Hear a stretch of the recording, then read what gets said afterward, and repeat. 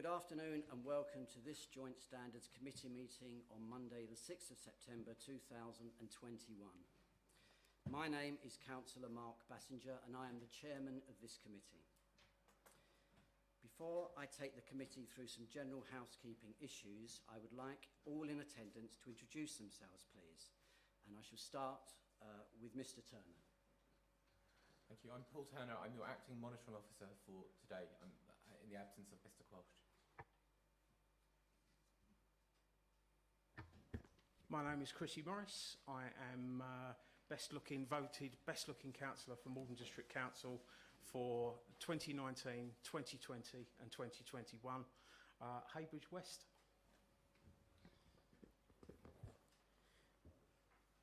Good afternoon, everyone. I'm Richard Perry. I'm Councillor Morris's advocate today.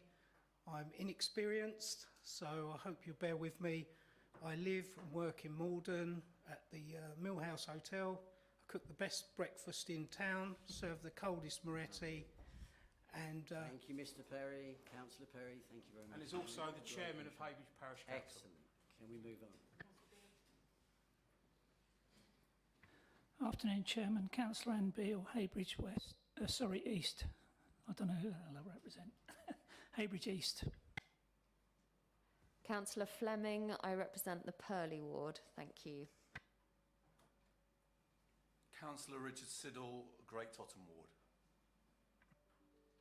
Good afternoon, Chairman, members. John Mitchell, independent person. Good afternoon, everybody. My name is Nick Skeens. I'm a councillor representing South Burnham, and I'm substituting for Councillor Stephen now. Good afternoon, members. I'm Councillor Carly Mays, Malden North Ward. Good afternoon, everybody. My name is Peter Stilts. I'm a town councillor for Malden Town Council, and I'm here as the independent person.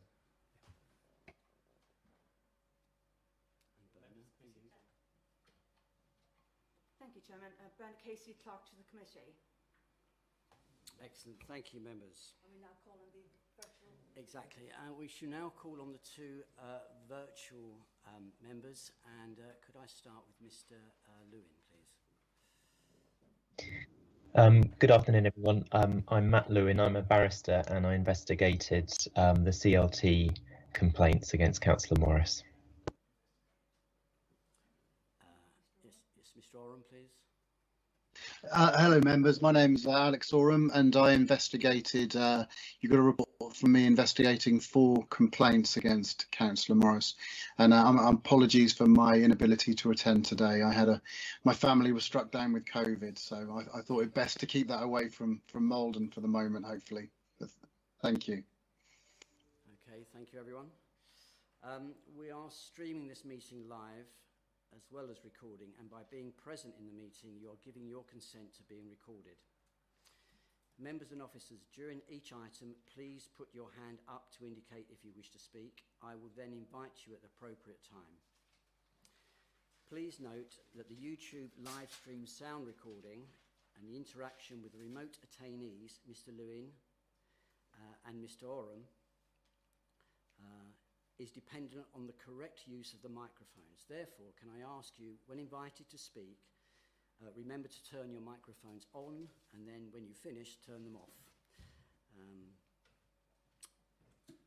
Please reference a page or paragraph number when referring to the agenda papers, and keep your contributions as clear and concise as possible. Finally, can I draw your attention to the notice on the agenda papers regarding the different levels within the chamber, and advise that the fire exit is the door behind the top table. Item number 2, apologies for absence. Thank you, Berna. Thank you, Chairman. We've received apologies for absence from Councillors Dewick, Jarvis and Nunn, and as Councillor Skeens pointed out, he's here substituting for Councillor Nunn this afternoon. Thank you. Thank you. Item number 3, the minutes of the last meeting.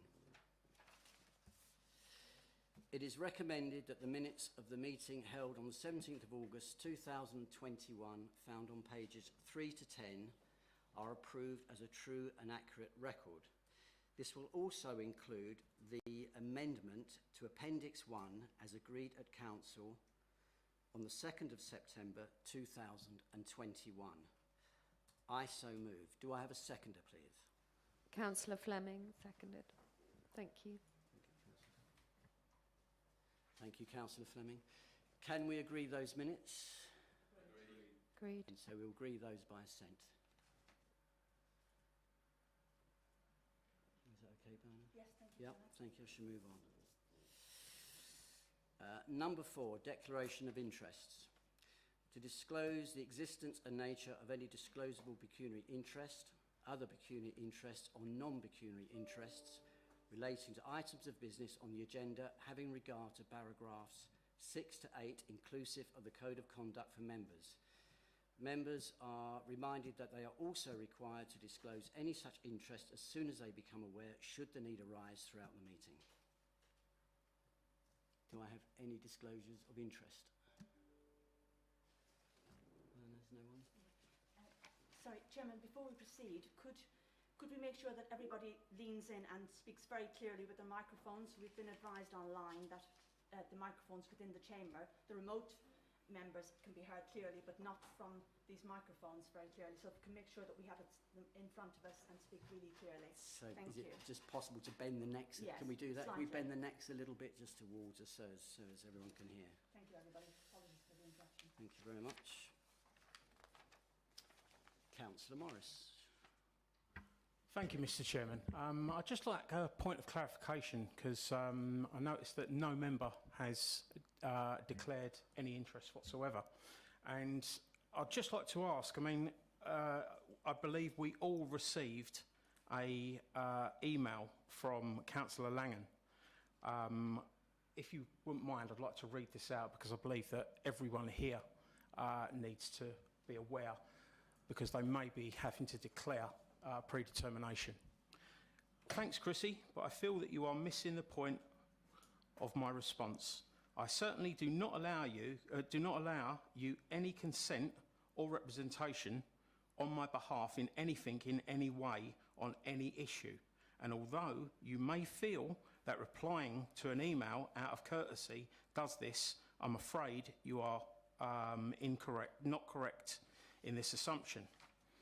My driver as a member is to serve the residents of the district, and that helps, and that needs a collaborative approach, not a divisive one. We may not see eye to eye on issues, and by we, I refer to all members. Now, I'd like to just reiterate that one.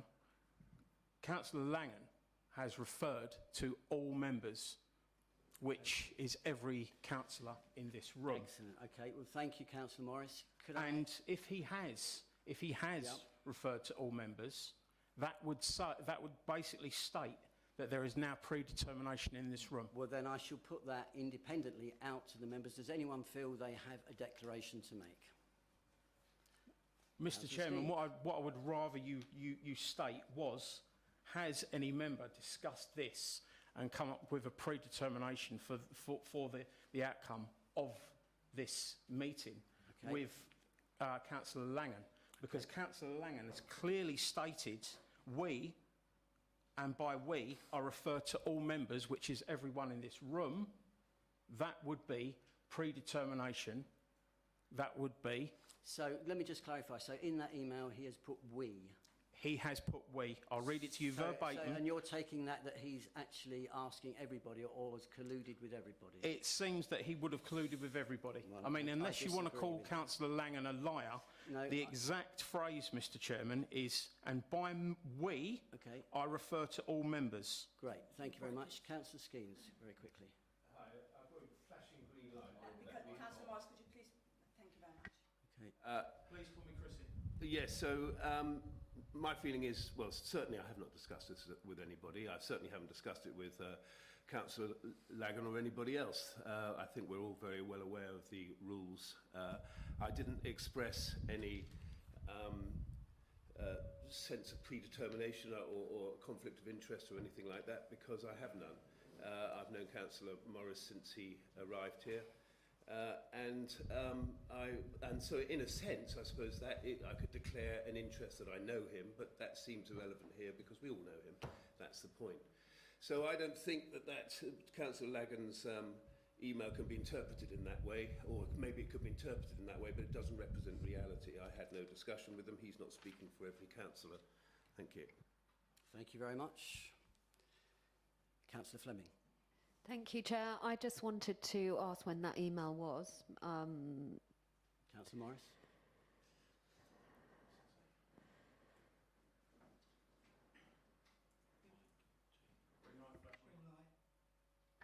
That was the 19th of July. Councillor Fleming. Thank you, Chair. Well, I have a confession to make. I often don't read these types of emails to all members. Apologies, Councillor Morris. I don't read your emails, and I usually don't read anyone else's emails on subjects like this. And I can assure you, I'm not predetermined. Thank you. I can concur with that. I actually haven't seen that email, so I'm a member and I haven't seen that. The email was sent to all members, and thank you very much for explaining. It's nice to know that you think Councillor Langan's lying. Thank you. That's your opinion. Councillor Stilts. Thank you, Mr. Chairman. I'm not on the District Council website, so it wouldn't have come to me anyway. Thank you very much, Councillor Stilts. Councillor Siddle. Thank you, Chairman. I'm sure Councillor Lagan refers to all members in that email, but I can reassure Councillor Morris that I have not spoken to Councillor Lagan about this particular committee and this particular report that's in front of us. So there is no predetermination. Thank you very much. No predetermination on your part, obviously, Councillor Thank you very much. Can I just finish it's nice to know say members that, are reminded that they are also Lagan required has been to lying. disclose any such interest as soon as they become aware, should the needs arise throughout the meeting. Has anyone declared an interest? Thank you very much, Bernard. We shall move on. Thank you, Chairman. Number 5, standards complaints. And we now move to agenda item 5, standards complaints. Councillor Chrissy Morris, found on pages 11 to 70. I call on the Acting Monitoring Officer, Mr. Paul Turner, to present his report and take the committee through the process for today's proceedings. Thank you, Mr. Turner. Thank you, Chairman. So, an indicative process is set out in the agenda pack. Following a conversation with your Chairman this morning, we've proposed to make one slight change to that towards the end of the process. But basically, in a moment, we will ask Mr. Oram to present his report. Then Councillor Morris and the committee will be invited to ask any questions they want to ask of Mr. Oram. And then we will do the same with Mr. Lewin and his report. And then Councillor Morris will be asked to make any representations. Chrissy will be asked to make any representations that he wishes to about whether or not he's in breach of the Code of Conduct. And then Mr. Oram, Mr. Lewis and the committee and the independent person will be entitled to ask questions of Chrissy. Thank you. Then, after that, it's proposed that we were proposing to then go into a to determine whether or not there was a breach, and then if there was finding a breach, then to hear representations on what sanctions should be applied. But following a discussion with your chairman, it's then proposed that we should then have a conversation about, or allow representations about what sanctions should be applied if there is a finding of breach, so that the committee don't have to exclude the press and public twice. In which case, then the independent person will be invited to address the committee to give his advice both on breach and sanction. Then you, Chrissy, will be able to give your any views on sanction, and then if Mr. Oram or Mr. Lewin would like to do so, they will also be allowed to do the same. And then it's proposed that the committee will decide whether or not to exclude the press and public, and if so, then they'll make a decision after that point. Councillor Perry. Yeah, thank you. Just, I've not met you before, sir. I'm just wondering why you're the monitoring officer for this at the moment. So I've been asked by. I've been asked by Malden District Council to step in today. So I think there's my understanding is that there's a conflict of interest, and also Mr. Quelch is unavailable because he's because this had to be arranged at a time when he's away from the country. It's my understanding. What conflict of interest might it be? Well, I think if you look at Councillor Swain's complaint, he features in the facts of it, doesn't he? Hang on. See, I've had the problem I've got. I've had Mr. Quelch phoning me up and been liaising with me. Is he acting on your behalf by phoning me? Could I just step in there? Are you referring to the conversation when Mr. Quelch phoned you only the other day? Yes, I am. That was on my request. I'm just querying why Mr. Quelch is getting involved with this. Mr. Quelch isn't getting involved with this. This is an independent outside monitoring officer. Mr. Quelch is not involved in this. I asked Mr. Quelch to give you a call because you asked me if you could speak at this meeting. So I'm not legally aware if you can or cannot, so I asked Mr. Quelch to make that point clear. Mr. Quelch then, on my behalf, said he would phone you and explain to you exactly what and wasn't possible. The problem I've got, I felt that Mr. Quelch was browbeating me and pushing me into things, and he's given me his phone number to phone back. And now I find that this gentleman's the monitoring officer. So, but you knew this gentleman was the monitoring officer? I don't, no, well, I didn't.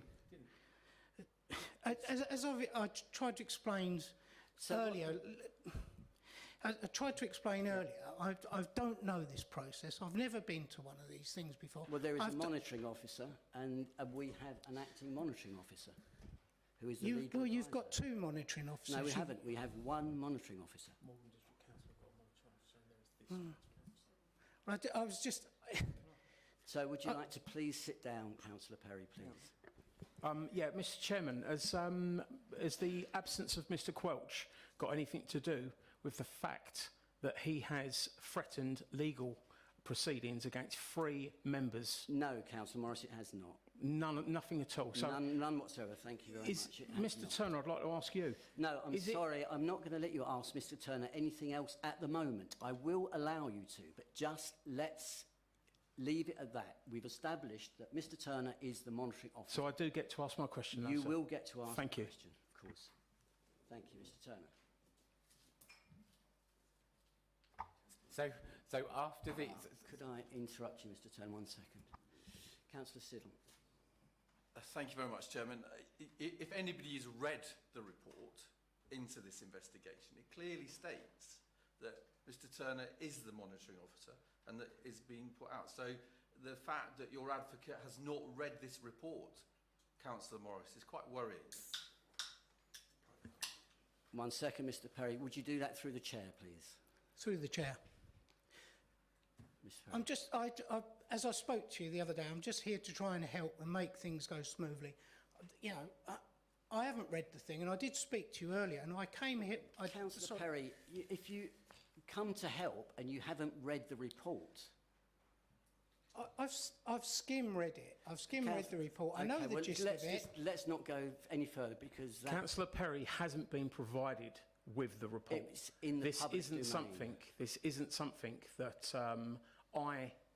Okay, well, I'm going to leave it right there and just say we have established that Mr. Turner is our monitoring officer. But we haven't established why. Well, then we can... I will let you ask I'd like to ask Mr. Turner, I will let you is it ask that usual later on. for 10% of the members of a council to be threatened with legal action by the monitoring officer?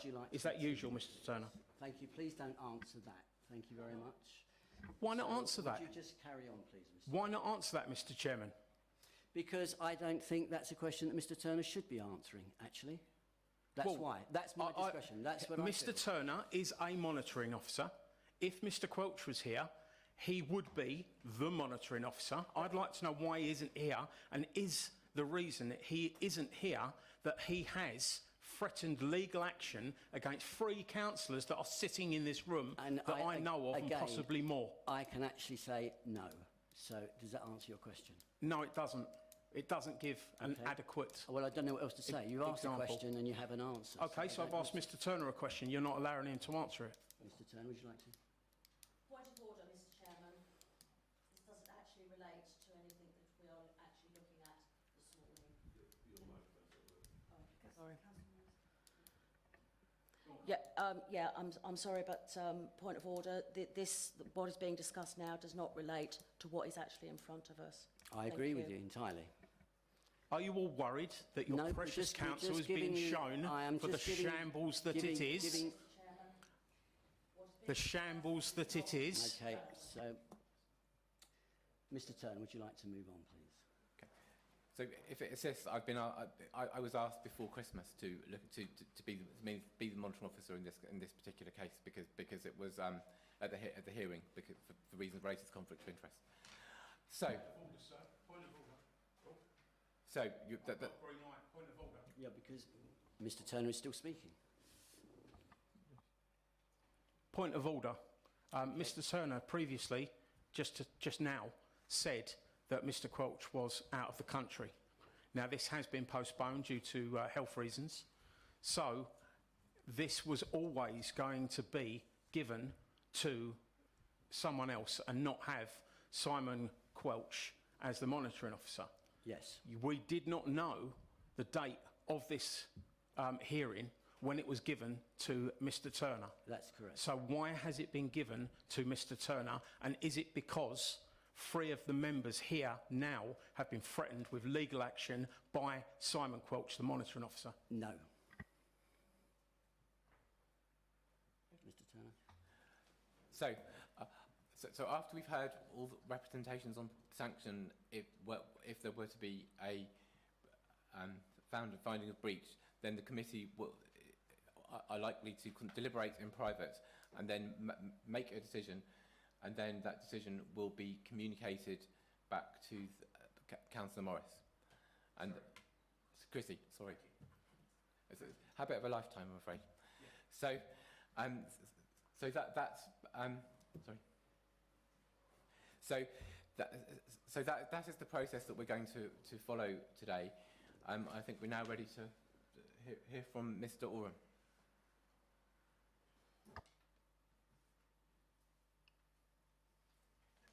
Thank you very much. Hello, members. Hello, all.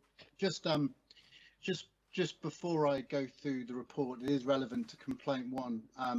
My own knowledge on Mr. Quelch's role in this was that the first complaint that members are being asked to consider, which relates to comments Councillor Morris was alleged to have made on the 13th of August 2020, related to an allegation that he shouted corrupt when Mr. Holmes and Mr. Dodson were introduced to the meeting.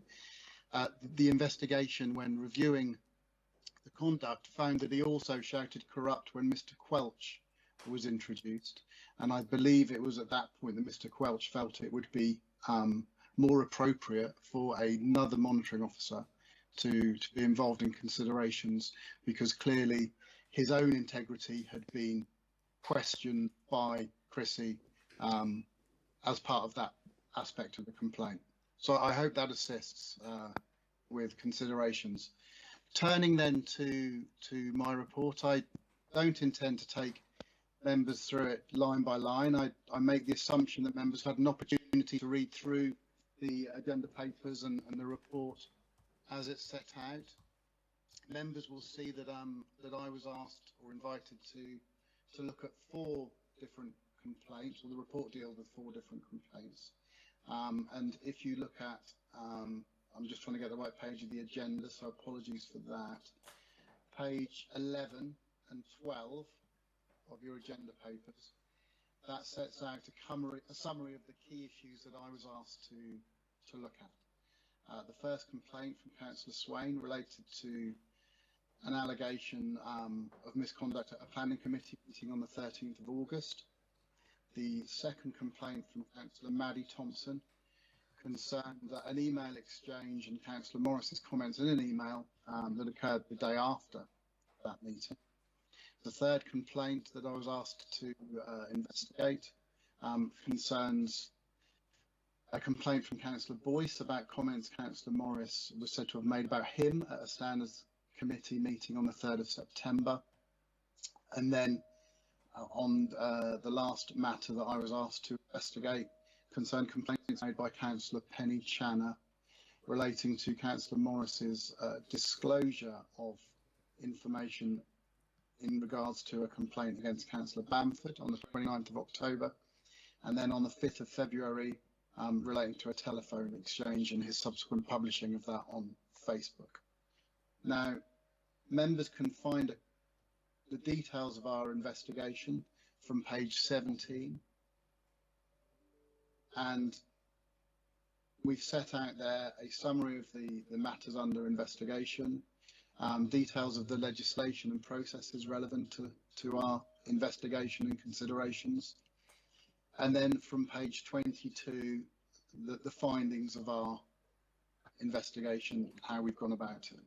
So I'm happy to take questions from anyone on those matters when we get to that point. It isn't my intent to take you through every single line of it, as I say, but obviously in regards to complaint 1, we found that Councillor Morris did shout the words corrupt when the 3 officers were introduced to the meeting. With regards to the second complaint, members at paragraph 4.26 of our report, which can be found on page 27, will see the email that Councillor Hurd sent to all members following that complaint. And then most relevant to our considerations, at paragraph 4.27, they will find Councillor Morris's response to that email, which was copied into all members of the council. The facts relating to complaint 3, Councillor Boyce's complaint, are set out from paragraph 4.31 on page 30. And members will see at paragraph 4.35 what it was that Councillor Morris said at that meeting about Councillor Boyce. And then finally, complaint 4, the paragraph 4.47 sets out the post that Councillor Morris left on Facebook with regards to his complaint against Councillor Bamford.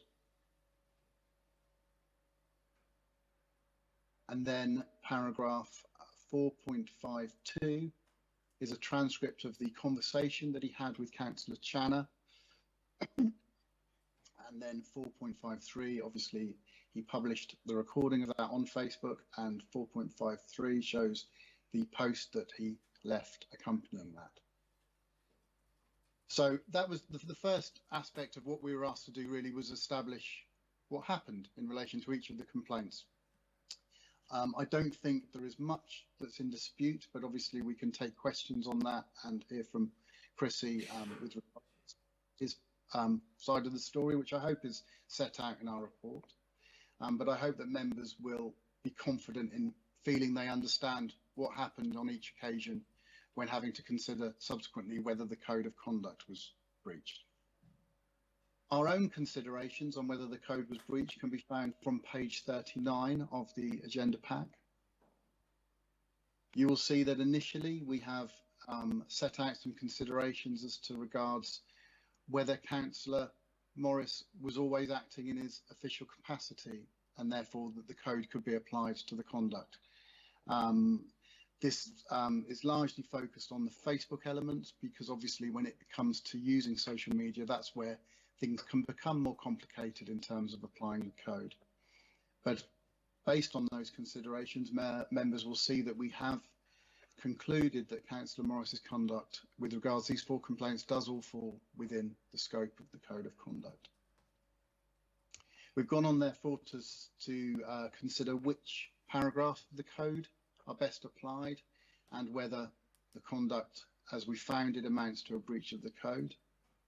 With regards to complaint 1, you will see on page 43 of the bundle our considerations in relation to Councillor Swain's complaint. We set out firstly our own definition for what a failure to treat others with respect looks like. Members may have their own considerations to a certain extent. Committees such as yourself have the opportunity to set your own bar in relation to the culture of your organisation, and decide what respectful and disrespectful conduct looks like to each other and to officers.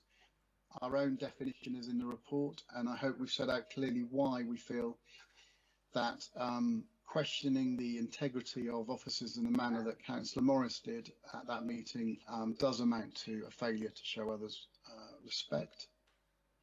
With regard to Councillor Thompson's complaint, again, we've considered whether his email made comments or included comments that were disrespectful. And on the bottom of page 45, in paragraph 5.29, we've specifically set out those comments that we feel cross that line from being robust political exchange to being disrespectful about other parties. With regard to the complaint against Councillor Boyce, and just to correct one part of the agenda report, we've actually recommended that Councillor Morris not be found to have failed to comply with the code with regard to this complaint. Now, when making this recommendation, we've been very careful to separate the initial comments about Councillor Boyce that were the focus of those considerations at the Standards Committee, and the complaint that we were being asked to consider, which was simply the comments that Councillor Morris made during that committee meeting. Now, we believe that it would be effectively considering Councillor Morris's conduct twice if we were to consider the manner in which he defended himself in relation to an allegation that he'd made similar comments previously. We feel that councillors should be able to defend themselves strongly in a situation like this, and therefore, whilst we're not looking back at the original comments, we think that his reiteration of them and his explanation about why he made them during the Standards Committee meeting, it was acceptable for him to do so. So we haven't actually reached a recommended breach on that particular complaint. But turning to Councillor Chandler's complaint, again, we have concluded that he failed to treat her with respect during the telephone call, and in particular by publishing it along with his comments without her permission, or indeed knowledge until afterwards. Point of order. Do you have a point of order? Yeah. Sorry, Mr. Oram, but you just said without her permission. I don't need her permission. There is no permission needed. There's no consent needed. Thank you, Councillor Okay, Morris. Chrissy, thanks for that. We've then gone on to consider whether Councillor Morris has demonstrated behaviours that we would consider of bullying, a failure to, or members are required not to bully or harass others.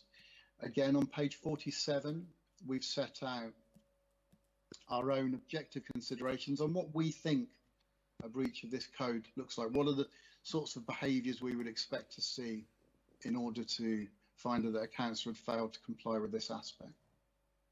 And in that regard, at paragraph 5.38 on page 48, we've bullet pointed behaviours that we believe did cross that line, again, as I said earlier, and represent behaviour that isn't in line with Chrissy's duty to comply with the code.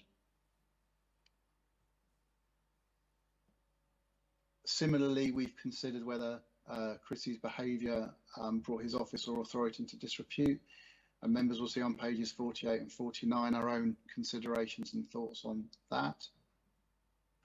And then finally, in relation to complaint 4, we've considered whether Councillor Morris's disclosure with regards the complaint about Councillor Bamford did represent a disclosure of confidential information. And again, I hope we've set out clearly to members our own considerations and thoughts and reasoning as to why we do believe that that was a disclosure of confidential information. So I'm happy to take any questions that members may have with regard to any aspect of of those complaints. Great. Thank you, Mr. Oram. I shall go to Councillor Stilts. Oh, Skeens, sorry, I beg your pardon. Yes, thank you very much for your report. On the Penny Channer issue, Councillor Penny Channer, we've just heard Councillor Morris say that there's no legal requirement for him to give notice. What is your opinion on this? And is this a question of legal requirement or is it a question of code? And could you explain how there is a breach of a code if he has called Councillor Channer, as we know that he did, taken her through a series of accusations and then published that on the website? What's the legal issue here? Is it illegal as or is it not? I wouldn't be in a position to offer legal advice. It may be that the acting monitoring officer can do that.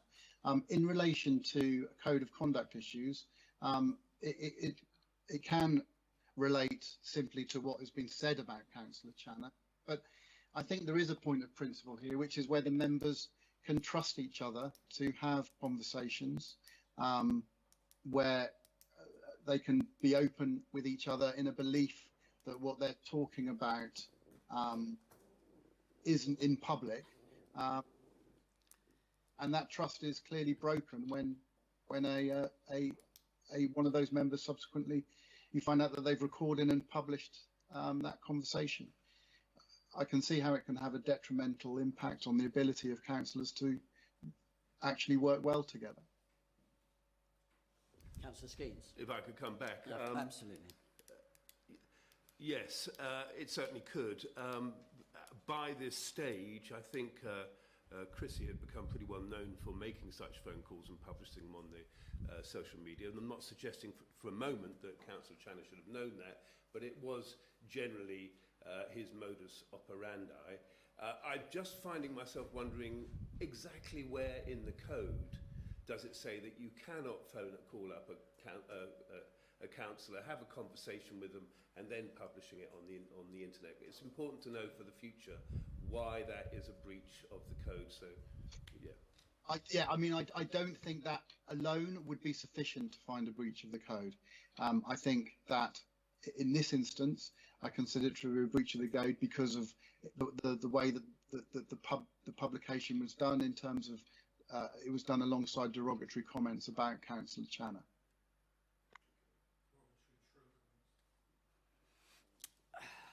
Councillor Siddle, please.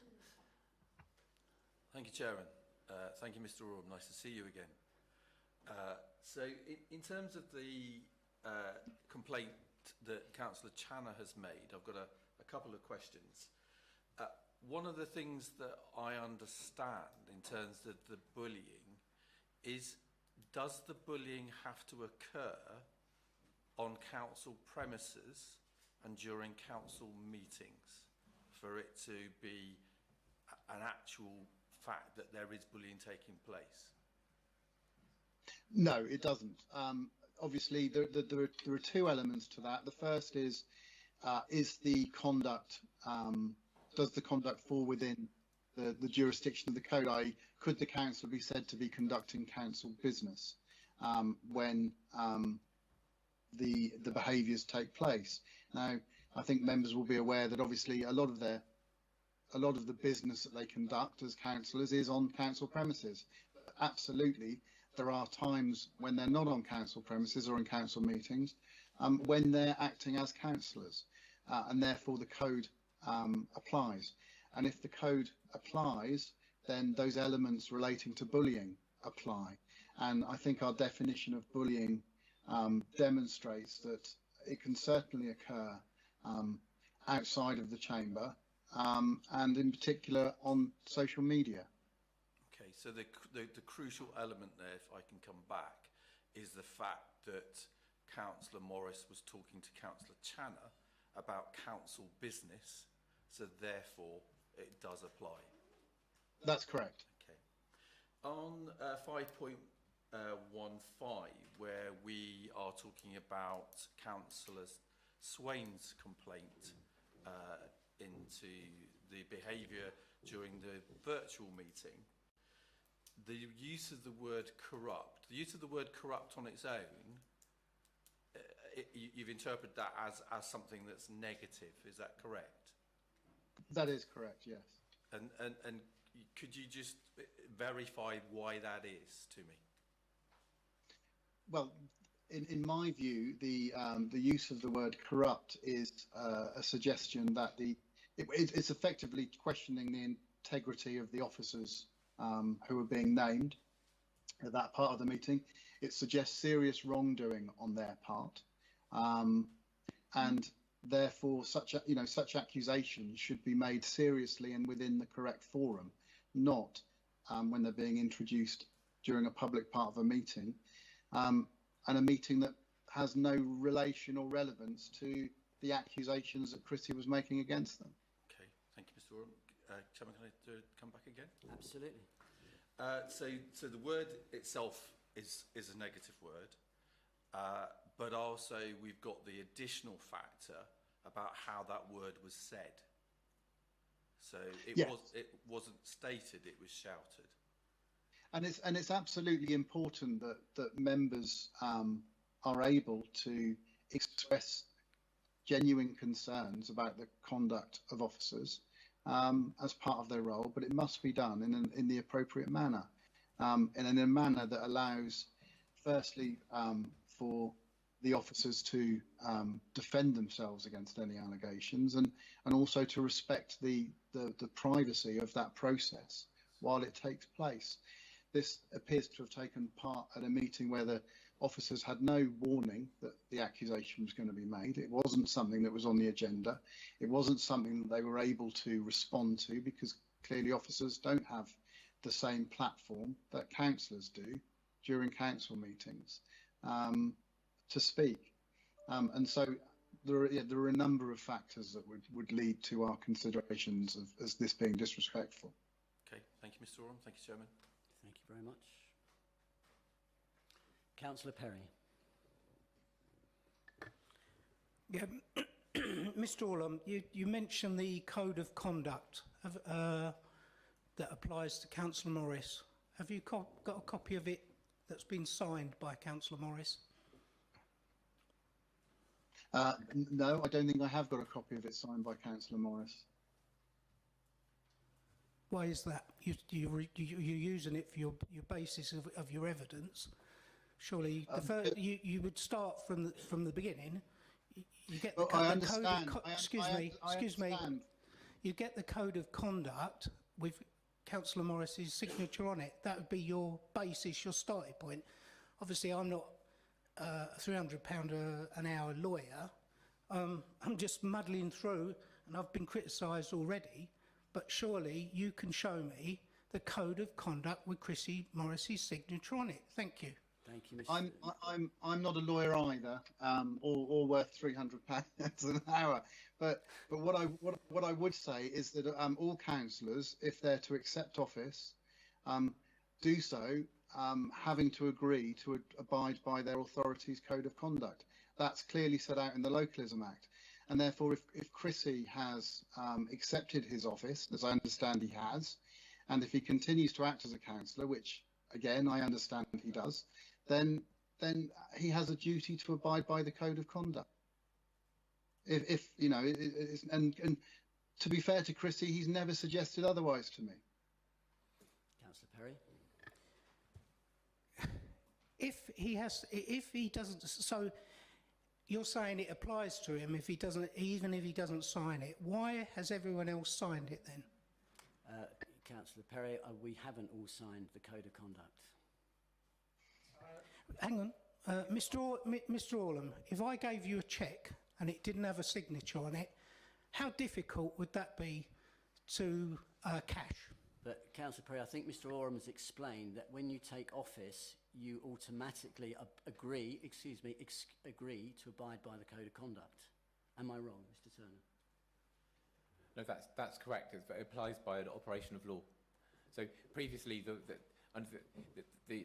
people did sign the code of conduct as part of the declaration of acceptance of office, but nowadays no one is asked to because it's not in the prescribed form. But it applies by virtue of the law, and you can see that in Mr. Lewin's report because the same point is addressed there. So there's no requirement for the code of conduct to be signed. Okay. Mr. Turner. Obviously, I'm the chairman of Haybridge Parish Council, and Chrissy didn't sign my the code of conduct that we put before him. I obviously asked the clerk to look into this, and you know we've been researching the new code of conduct that's coming out, etc. We've gone on to all the clerks' forums. We've asked all the questions, and there is no smoking gun. I cannot see it anywhere. Otherwise, I would have made him sign it, just for my peace of mind. I cannot see the smoking gun that he has to sign this. Okay. And he doesn't need to sign it. And if we don't need to sign it, why is everyone else signing it? I have no idea whether anyone signed it. Essex County Council, none of the councillors have signed the code of conduct because we don't ask them to. There is no smoking gun, as what you've referred to. Basically, the code applies by operation of law because it's in the Localism Act. Hang on. It appears to be, you know, some muddy waters here, and this is what members are asked. What are you saying no for? I couldn't find it. I cannot find it anywhere. You can't find it because it isn't there. There is no requirement to sign the code of conduct. Members are required under the Localism Act to abide by the code of conduct. So why, Mr. Turner, are we asked to sign the code of conduct if we do not need to? Okay, I think when I became a councillor, I had the code of conduct put in front of me. Now, I did my due diligence and I looked into it. The only thing I needed to sign was an acceptance of office, and there is no requirement for the code of conduct in the acceptance of office. And if there was, that would be illegal because it does not fulfil the elements of a contract. You need to have stuff clearly stated in a contract. Now, I had this discussion with Paul Dodson. Paul Dodson told me that I must have signed the code of conduct. I asked him to show me where I'd done it because I knew I hadn't, and he couldn't show me. He couldn't find it because I didn't sign it. Now, I'm happy to go through this absolute charade, this absolute whitewash, because at the end of the day, I know that I have acted with integrity and I can stand by all of my actions. So I'm happy to go through it, but Councillor Perry is rightly concerned that you guys have got me down as being signed up to the code when I simply haven't. If I've signed the code, show me. Thank you, Councillor Morris. Can I go to Councillor Skeens, please? When I joined Moore District Council and signed the Office of Acceptance, I was aware that that meant that I was therefore signing the code of conduct. I didn't see a problem with that. It seemed perfectly sensible that we would have a code of conduct. I didn't have an issue with it. And had I had an issue with it, I would have raised it at that point. And when no doubt it would have been explained to me, well, if you don't sign, if you object to the code of conduct, do not sign this because you won't be able to accept the office. I never had that conversation because I naturally accepted the code of conduct because meetings have to run reasonably smoothly. That's my interpretation of what happened. Councillor Morris? Thank you very much, Councillor Skeens. The thing is, you didn't sign the code of conduct, or did you? I signed acceptance of office, which I knew included the code of conduct. Whereabouts in the acceptance of office does it state that you're signing the code? Just through the chair, it doesn't state it as I know. I was aware of it. I was aware that by signing acceptance of office, I will therefore be accepting the code of conduct. It's not something that I even questioned. It just seemed so obvious to me. So can I just stop this right here? So, Councillor Morris, you have not signed the code of conduct, is that correct? No, I haven't, Mr. Chair. Thank you very much. Mr. Turner, could you please explain the actual legal position and the rules on which we are working on and this meeting is based upon? So the code of conduct applies to all councillors when they are councillors. There's no requirement for them to sign the code of conduct or to agree to it other than... It's just... I'm sorry, I have a point of order, Mr Turner. Thank you, Mr Morris. Councillor Morris, I mean. Sorry. Hello? Point of order is that why are we asked to sign a code of conduct? A code of conduct was put in front of me to sign that I didn't sign because I did not need to. The only thing we need to sign is an acceptance of office. Why are we asked to sign something that we don't need to sign? Well, Councillor Morris, I was never asked to sign the code of conduct, in all honesty. I really wasn't. I perfectly accepted, when I accepted the office as councillor, that I would be bound by the code of conduct. Thank you, Mr Chairman, but the point still is that if you do not need to sign the code of conduct, why are we asked to sign the code of conduct? If I can answer, I can't answer directly in relation to Malden, but I've certainly advised many local authorities on the code of conduct, and my advice would always be that having councillors trained on aspects of the code and then specifically to sign up to those to show that they've understood them, whilst not a requirement, is absolutely good practice in making sure that their councillors are aware of their duties under the Localism Act. So while it may not be a requirement, I would certainly support it as good practice locally. Thank you, Mr Oram. Councillor Perry. Good practice has got nothing to do with making someone sign it. Yes, it's good practice, and for the record, I signed the code of conduct, but I didn't have to sign it, and what you're saying is good practice. Yeah, it is good practice. Councillor Morris hasn't signed it. You can't produce it. You haven't been shown it. He's just not signed it, and I can't see the link between what you're saying is it applies to him if he doesn't sign it. If I was going to sell you a house and I sent you a contract and it wasn't signed... I think we fully understand what you're saying. Thank you. Thank you. Thank you very much. Mr Mitchell. Thank you, Chairman. Just briefly, there is no requirement to sign. As the monitoring officer says, when you become a councillor, the code applies. The key point is you can't opt out of it. And there's no, really, it's academic as to whether you sign it or not. The code is there for you to comply with as a councillor, as a parish councillor, as a district councillor, as county councillor. So it's there. I'm afraid you can't, it doesn't, you can't say that it doesn't apply to me, I haven't signed it. It does apply to you, I'm afraid. Thank you, Mr Mitchell. Councillor Perry. Through the chair, you're saying it's there, but show me show me in black and white how it applies. If you don't sign it, perhaps I'll pay you with a cheque that I won't sign and see if you can cash it. Councillor Perry, show me. I think it has been made quite clear that when we all accepted office, we accepted the code of conduct. One second, please, Councillor Morris. Councillor Siddle, please. Thank you, Chairman.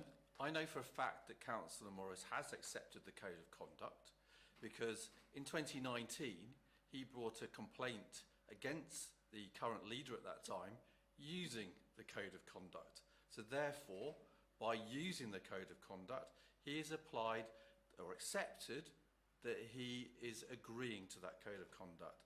Otherwise, he wouldn't have used it himself in that situation. We know that when you become a councillor, you automatically accept the code of conduct. Councillor Morris has done that in 2019 by using the process and using the code of conduct. Thank you very much. Councillor Morris. Thank you very much, Chairman. Councillor Siddle, the fact that other people have accepted the code and therefore are party to the code is immaterial to whether or not I have actually signed up for it. Now, you're all saying that I've accepted the code when I haven't. Is all I've done is the acceptance of office. The British law does in fact state that to accept a contract you need agreement, consideration, capacity, certainty, intention and legality. Now, nowhere in the acceptance of office does it state that I've signed up to any code. Okay. Nowhere. Councillor Morris. The contract would actually be void. Okay, I am going to stop the code of conduct signing or not signing here, and I'm going to say that I understand what you're saying. I think Mr. Turner has presented Malden District Council's and the Council's legal position. So I'm now going to say, do you or would you like to ask Mr. Oram any questions in regard to his report? Yes, please, Mr. Chair. Thank you. Councillor Morris. Alex, how are you? Good, thank you, Chrissy. How are you doing? Yeah, not bad. Alex, could you tell me, have you ever, apart from my case now, have you ever had any instances at Malden District Council of someone being called Cruella? In terms, sorry, in other casework? Yeah, at Malden District Council specifically. Not that I can recall.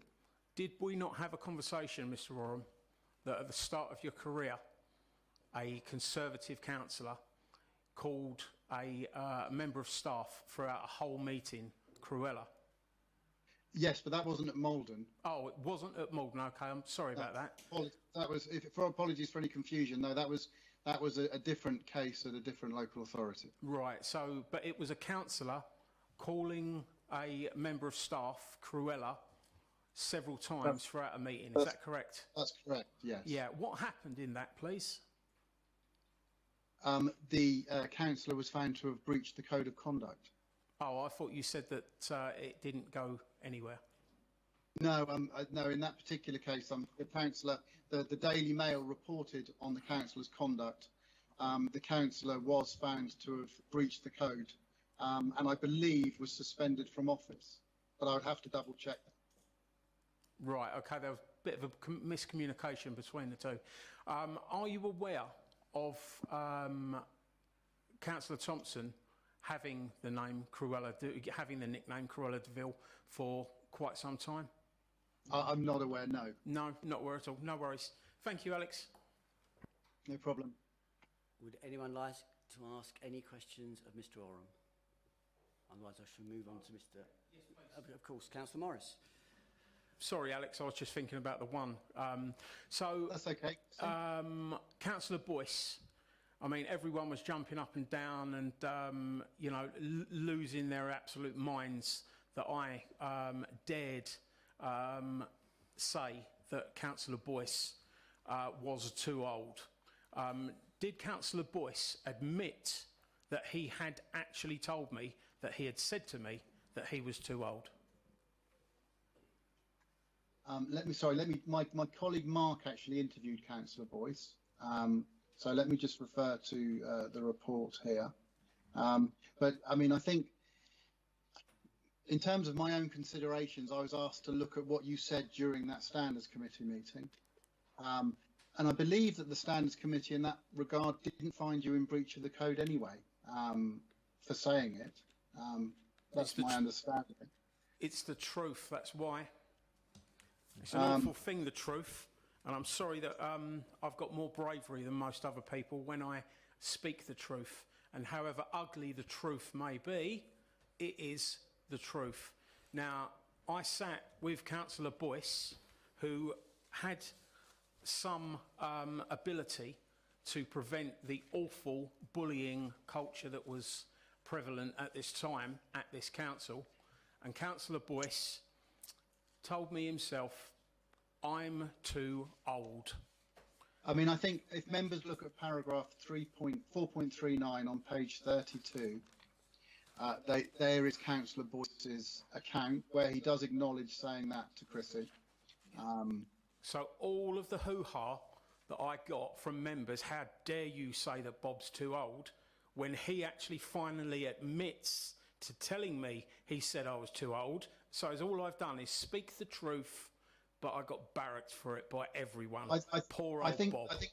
I think members should note that Bob did actually say that he made it as a sarcastic comment and not one that was made seriously. And I can see why he was subsequently upset by the way it was represented.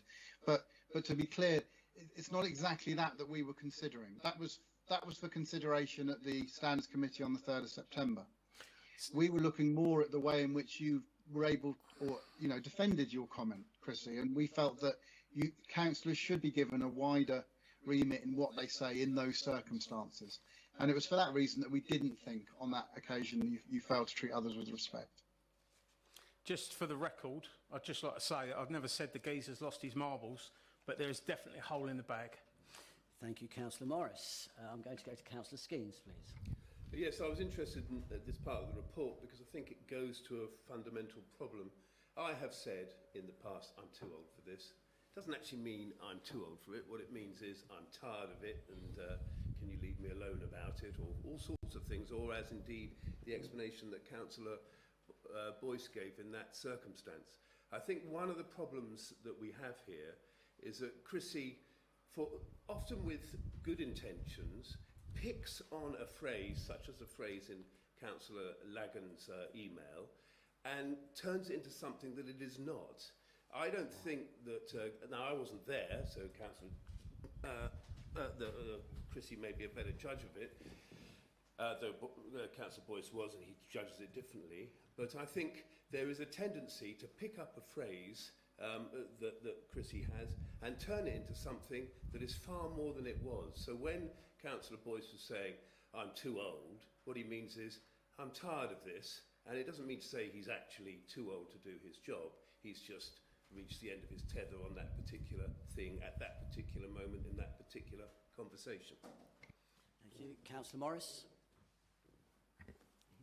On such an important issue as bullying, a criminal issue due to the hate crime and personal characteristic involved in that bullying, if he has reached the end of his tether on that, and being such an important thing, he isn't fit for the role. Now, I would have much rather thought that Councillor Boyce was, too old and too disinterested and mentally diminished to deal with it, rather than think that he was implicit in it and was allowing serious criminality to occur on his watch. And this is indicative of how Malden District Council runs, because we allow nostalgia and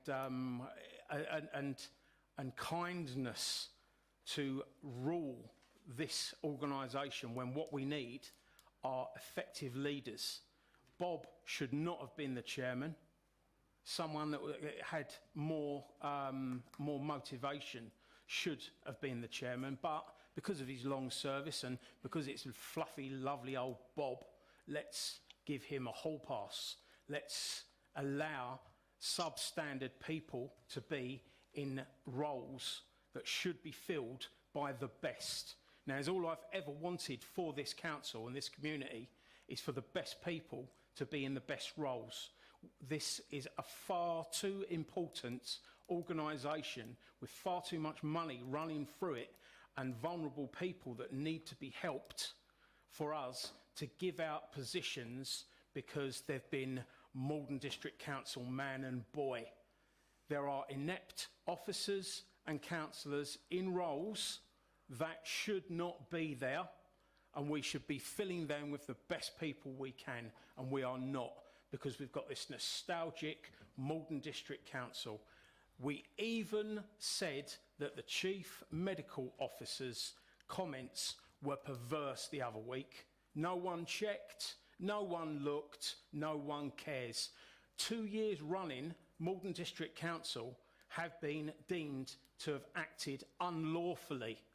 This council acts unlawfully on a regular basis and no one seems to care. And just for the committee, you will remember that some time ago I was concerned about some officers, and I did ask that the investigating and disciplinary committee was formed, and I was completely stonewalled. Thank you. Thank you, Councillor Morris. Councillor Morris, those are your opinions, which I appreciate and I understand. I would just like to say that Councillor Bob Boyce, although he is an elder gentleman, has been a councillor for many, many years, and I've been to many meetings with him He's one of my, he shares the ward with me. And actually, he has made some incredible points. He knows the council inside out. He knows the rules inside out, which I don't. So I kind of concur with Councillor Skeens. I think the comment "I'm too old" doesn't necessarily mean him saying, you know, I'm bonkers or I can't deal with this. Let me finish. I think what it is saying, as Councillor C says, like we all do, you know, enough already. So, but I do understand that's your point of view. Thank you. Councillor Perry. What you're saying about Bob Boyce, he knows the system and he knows how to play the system. Exactly. Thank you. Any more questions, please? So I would now, Councillor Morris, are you happy with any questions to Mr. Oram? Just to make sure that.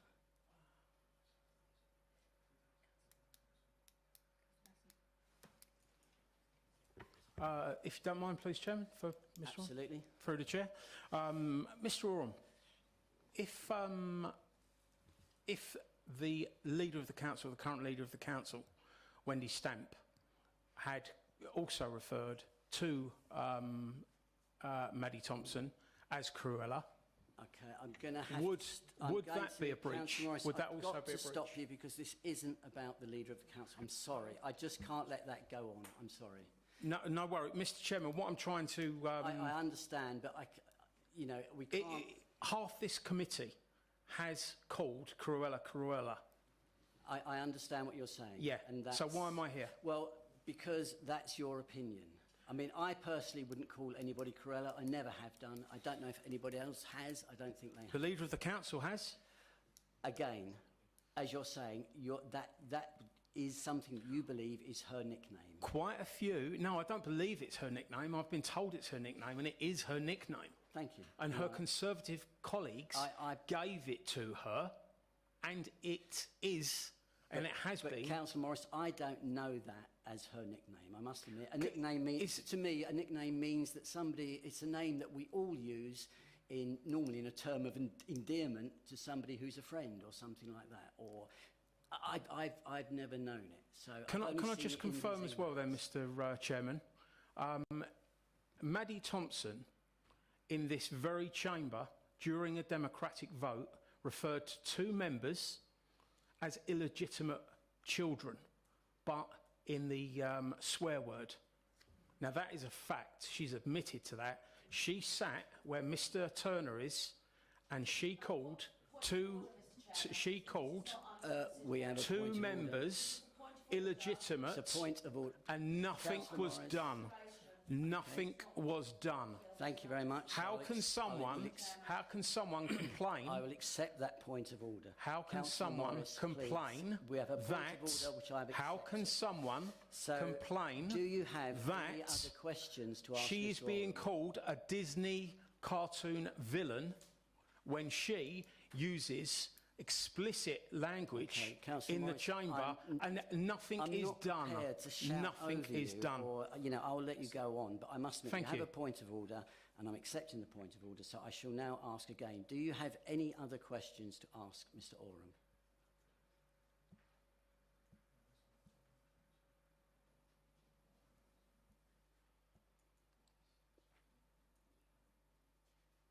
While you're deliberating, could I just ask, does any other member have any questions to ask Mr. Oram before we move on? Mr. Mitchell.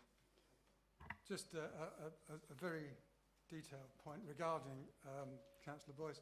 In your statement, Mr. Oram, you argue that he has not breached Chrissy has not breached the code, but in your summary, you say that every case in front of you, there has been a demonstration of bullying behaviour.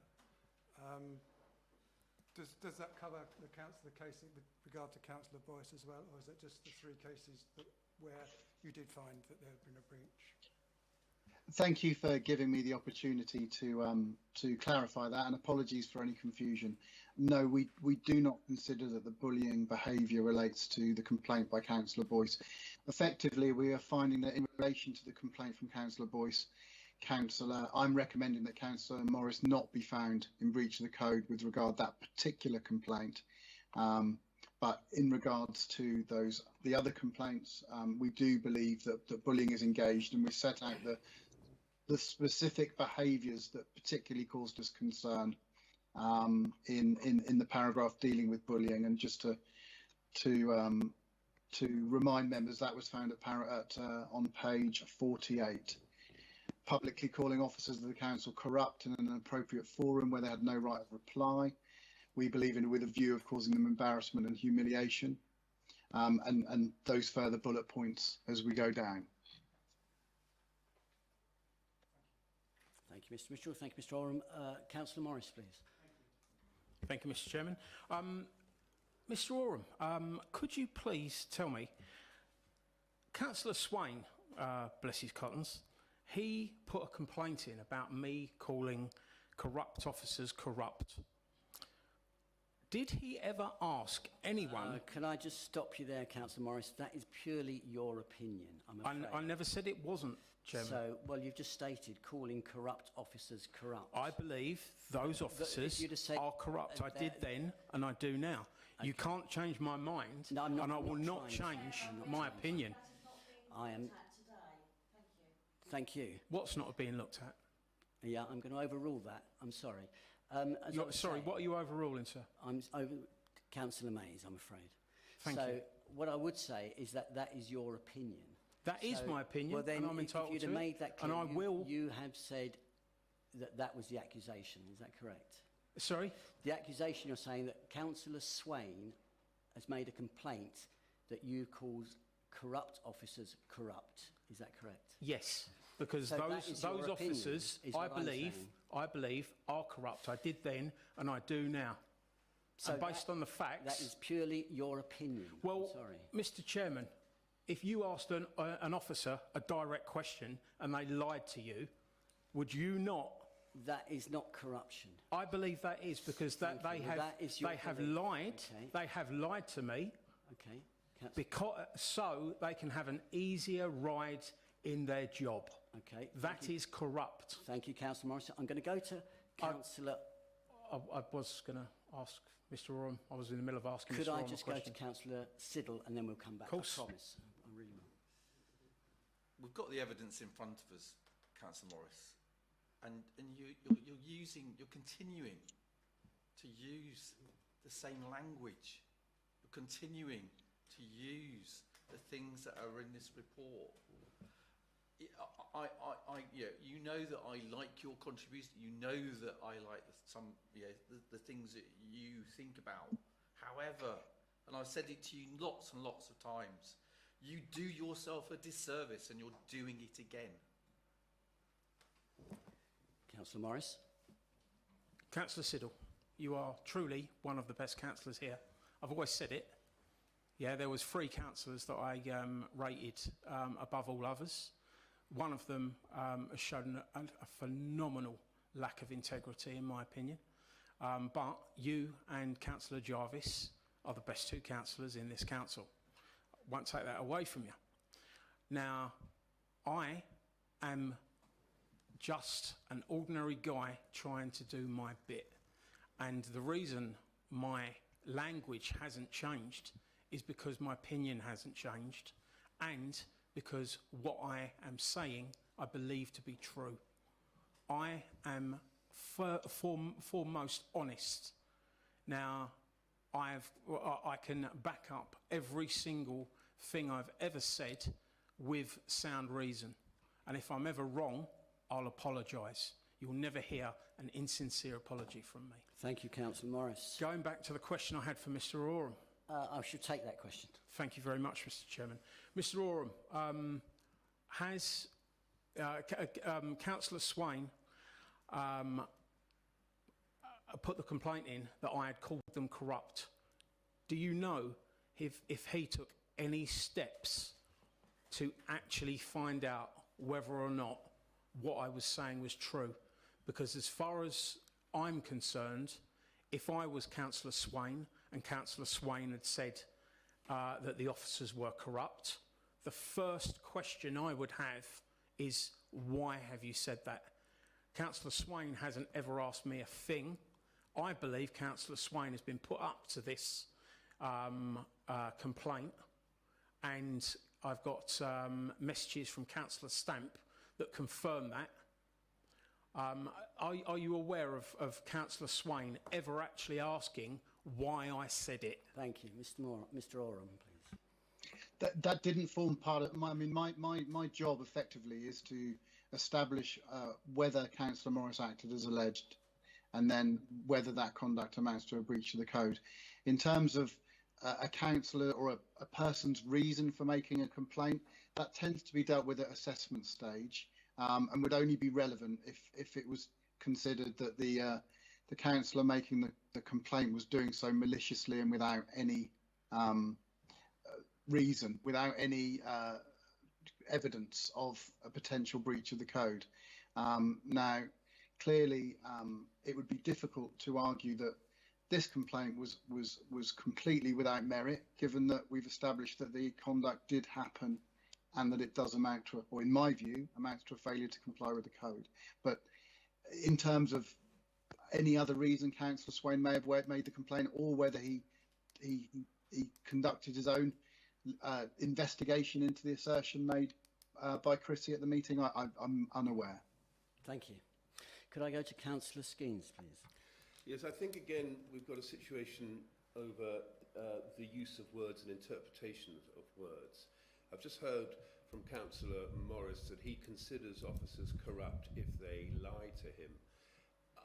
When people lie to me, I don't immediately think you're corrupt. I think, why are you lying to me? What's the motivation behind it? And even if I discover that they've lied to me because it makes their life easier, that doesn't lead me to use the word corrupt, and I can explain it very simply. When somebody alleges a member of the public or member of public office is corrupt, that suggests to me something extremely serious. It suggests to me that they could be on the take, that they could be sort of lining their own nest, that there's backhanders and brown envelopes happening somewhere. It is an incredibly serious accusation. The truth of the matter is that in public life and in private life, people do mislead to make their lives easier. I don't know what the facts are in this case, whether anybody did lie or mislead Councillor Morris. It is possible that an officer did, because officers are humans, and most officers and most humans at some stage or other may twist the facts in order to make their situation look better. My concern is, and I expressed it at a public meeting when Councillor Morris made this accusation out loud, is that when you accuse an officer of corruption, that is incredibly serious, and in the public mind suggests, as indeed social media that's covered this has also seemed to agree with, that somehow there is something fundamentally wrong with the officer corps, if you will, at this council. It seems to me that the opposite is true, that generally we have an officers who are honest, dedicated, work hard. Sometimes they trip up. I have a situation going on with officers now in a personal, in a project that I want to get done, where I'm not getting the responses I want to hear. I'm not getting, and I feel in fact that I might have been misled, but that would never lead me to announce these people are corrupt, because what I know the truth is that they're incredibly busy. And the reason why they're not getting back to me on this thing that means so much to me is because they've got so much else on. So I just feel that you cannot throw around the term corruption just because you feel you've been misled, just because you feel you've been lied to. And I think the interpretation of words, this example and the example of Councillor Boyce saying that he's just too old for this, and the Councillor of Lagan saying he spoke for all the councillors, it's really important how we interpret words, and we need to give them more flexibility than I think Chrissy is allowing for. Thank you. Councillor Morris. Thank you, Mr. Chairman. I'd just like to address Councillor Skeens. I'll just read a verbatim quote. The JSC has been proven corrupt, and their decisions cannot stand and must be reheard. Do you remember that, Councillor Skeens? Because that is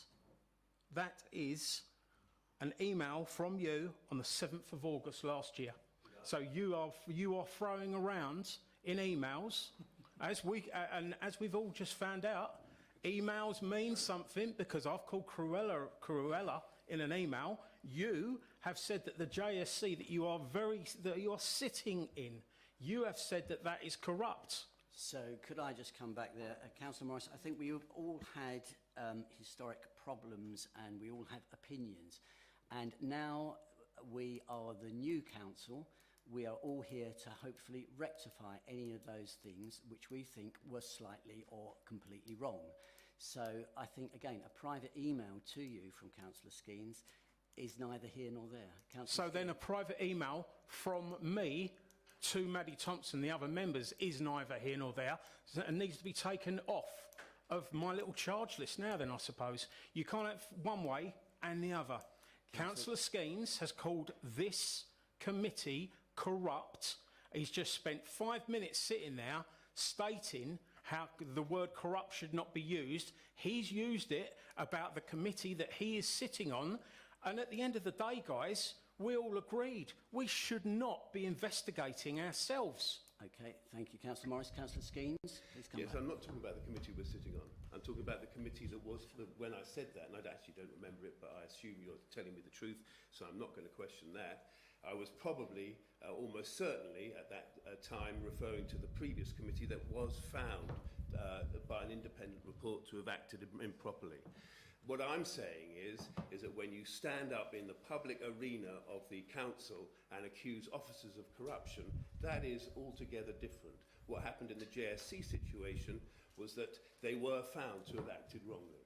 And the corrupt, yes, probably poor use of words for me, but the bottom line is that they acted wrongly.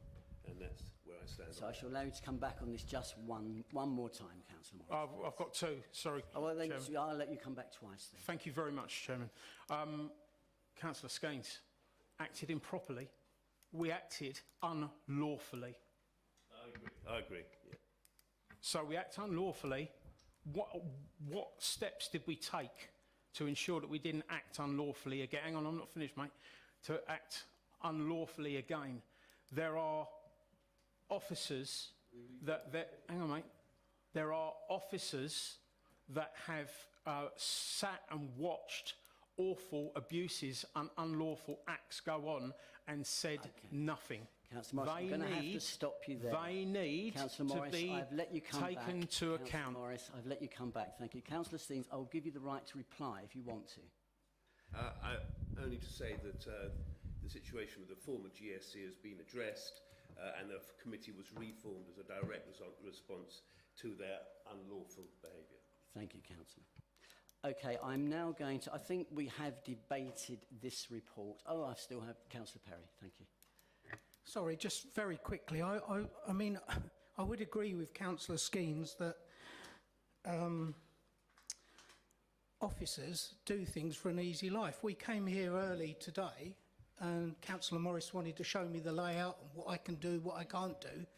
And we was meted and greeted by some very hostile people in here, a guy called Anton, who said that this room was booked from 11:30. And I said, yes, we know. Thank you, Councillor Perry. Thank you. Thank you. Hostile. Thank you. Okay, I'm going to move on to the next report, please, which is a report by Mr. Lewin, please. Chair, could I just quickly correct something? Of course you can. I don't believe that I'm just trying to remember what he said there. There was a sort of suggestion that I said that officers do things for an easy life. I think what I was trying to stress was that they are very busy and sometimes they may be tempted, like any other human, to do things to make life... No, and I am going to stop it right there now. Please sit down, Councillor Perry. I think we've gone through this. Thank you, Councillor Morris. I'm going to move on. I am Comfort going break, to please, sir. On. No, absolutely. Comfort break, please, sir. A comfort break. Would we all agree to a comfort break? Yes, indeed. So shall we have, how long, Vernon? 5 minutes then, please. So I shall adjourn the meeting for 5 minutes. It's 5 to 2, so we're back here at 2 o'clock, please.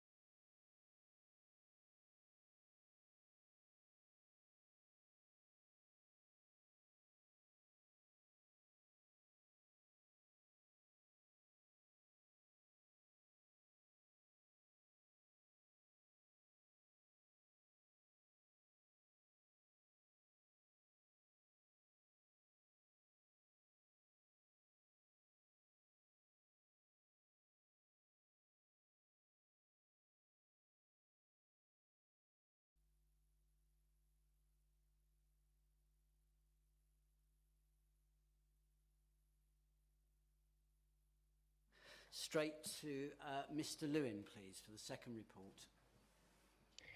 Thank you, Chair.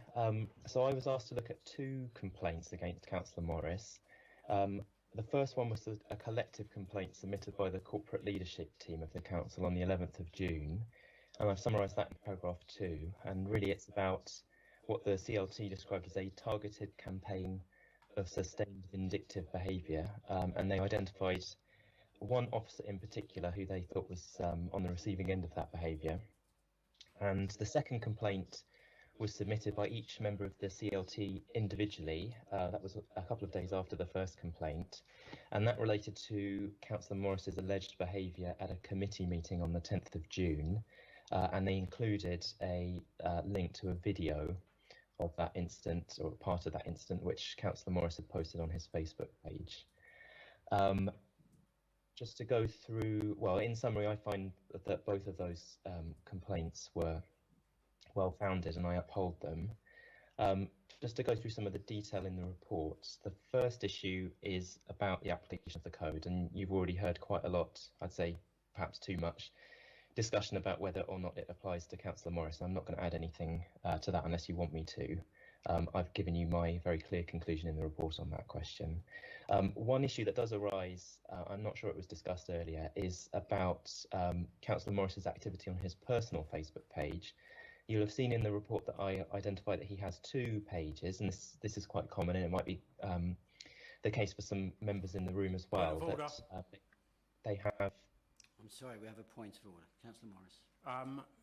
The gentleman is wrong. I have more than two Facebook pages, so he's identified two of quite a few. He's got it wrong. Thank you, Councillor Morris. Thank you, Chair. As I said, I identified two pages, one of which Councillor Morris explicitly identifies himself as a councillor. Now, the Facebook activity that's the subject of the complaints was done on a page where he doesn't explicitly describe himself as a councillor, at least in the title, but I concluded that nonetheless the posts that I was asked to look at and the video that I was asked to look at was published in an official capacity, because Councillor Morris is giving the impression that he is acting as a representative of the council. He's commenting on council business, he's showing videos of himself on council premises, and he's in some cases posting commentary about this investigation. So I was satisfied that the material I was asked to look at was within the scope of the code. I interviewed Councillor Morris in person back in July. I also subsequently spoke with Councillor Stamp, and I spoke with members of the CLT and Cheryl Hughes, the Programmes Performance and Governance Manager of the Council. The findings then, the first, I've reported my findings under three headings. You'll notice the first two relate directly to the complaints I was asked to investigate. I've included the third heading, his behaviour during this investigation, because I think it is not just relevant, but I think it's important for the JSC to consider this. So the first heading, Councillor Morris's behaviour towards Cheryl Hughes, I identified a number of incidents over a relatively short period of time as the council was preparing to come back to face-to-face meetings. So a difficult time for officers for all sorts of reasons, and members of course as well. And my conclusion is set out in paragraph 29 of the report. I agree with what the CLT describe in their complaint, a clear pattern of aggressive, intimidating behaviour targeted at an individual officer in an attempt to undermine and humiliate her. And I have no hesitation in recommending to you that this is bullying, and that it also brings Councillor Morris's office into disrepute, and it indeed, particularly because it was done in a public setting, brings the council into disrepute. The second heading is Councillor Morris's behaviour towards Mr Dodson. So this is at the committee meeting, the Performance Governance and Audit Committee meeting on the 10th of June. Members might have looked at the video for themselves, and in my opinion, it really speaks for itself. It's completely unacceptable. And my conclusion is summarised in paragraph 35 of the report. Again, serious breach of the code, bullying, brings Councillor Morris's office and the council into disrepute. The third heading relates to Councillor Morris's behaviour during this investigation. As I said, I think it's important that the JSC takes this into account. You're obviously the body within the council responsible not only for overseeing the code, but I think to some extent setting the culture within the council. And I think a councillor who, as I've set out in the report, has shown total disregard and contempt for the code of conduct process, that ought to be considered by the committee and findings made, which is why I've included it unusually in my report. The final thing I wish to add, I actually circulated a slightly updated draft to officers. So this draft, this report is dated the 18th of July, and on the 26th of July I sent an updated version. It doesn't look like that's made it into your agenda. I don't think that's a big problem because I don't change any of my factual findings, but I do have a short section on Councillor Morris's freedom of speech, which I should really have included in my in the version that's in the agenda pack. And it's an important issue, and it's one that the committee needs to grapple with. And it's also an issue in Mr. Orum's report as well, and he's given you guidance on it. But I'll give you my 2 pence worth as well. So it's important to acknowledge that Councillor Morris has a right of freedom of expression, and that's protected in law, and particularly expressions on political issues or matters of general public concern attract enhanced protection under the law, and there's very little in practice that the Code of Conduct can do about that kind of speech. Now, in my opinion, we're not dealing with political speech that attracts that enhanced degree of protection. We're dealing with personal attacks on officers. Now, you'll be aware from Mr. Orum's report that there's an important distinction between criticising members who are politicians. They voluntarily entered public life, and they're expected to have a thicker skin and a greater tolerance for criticism.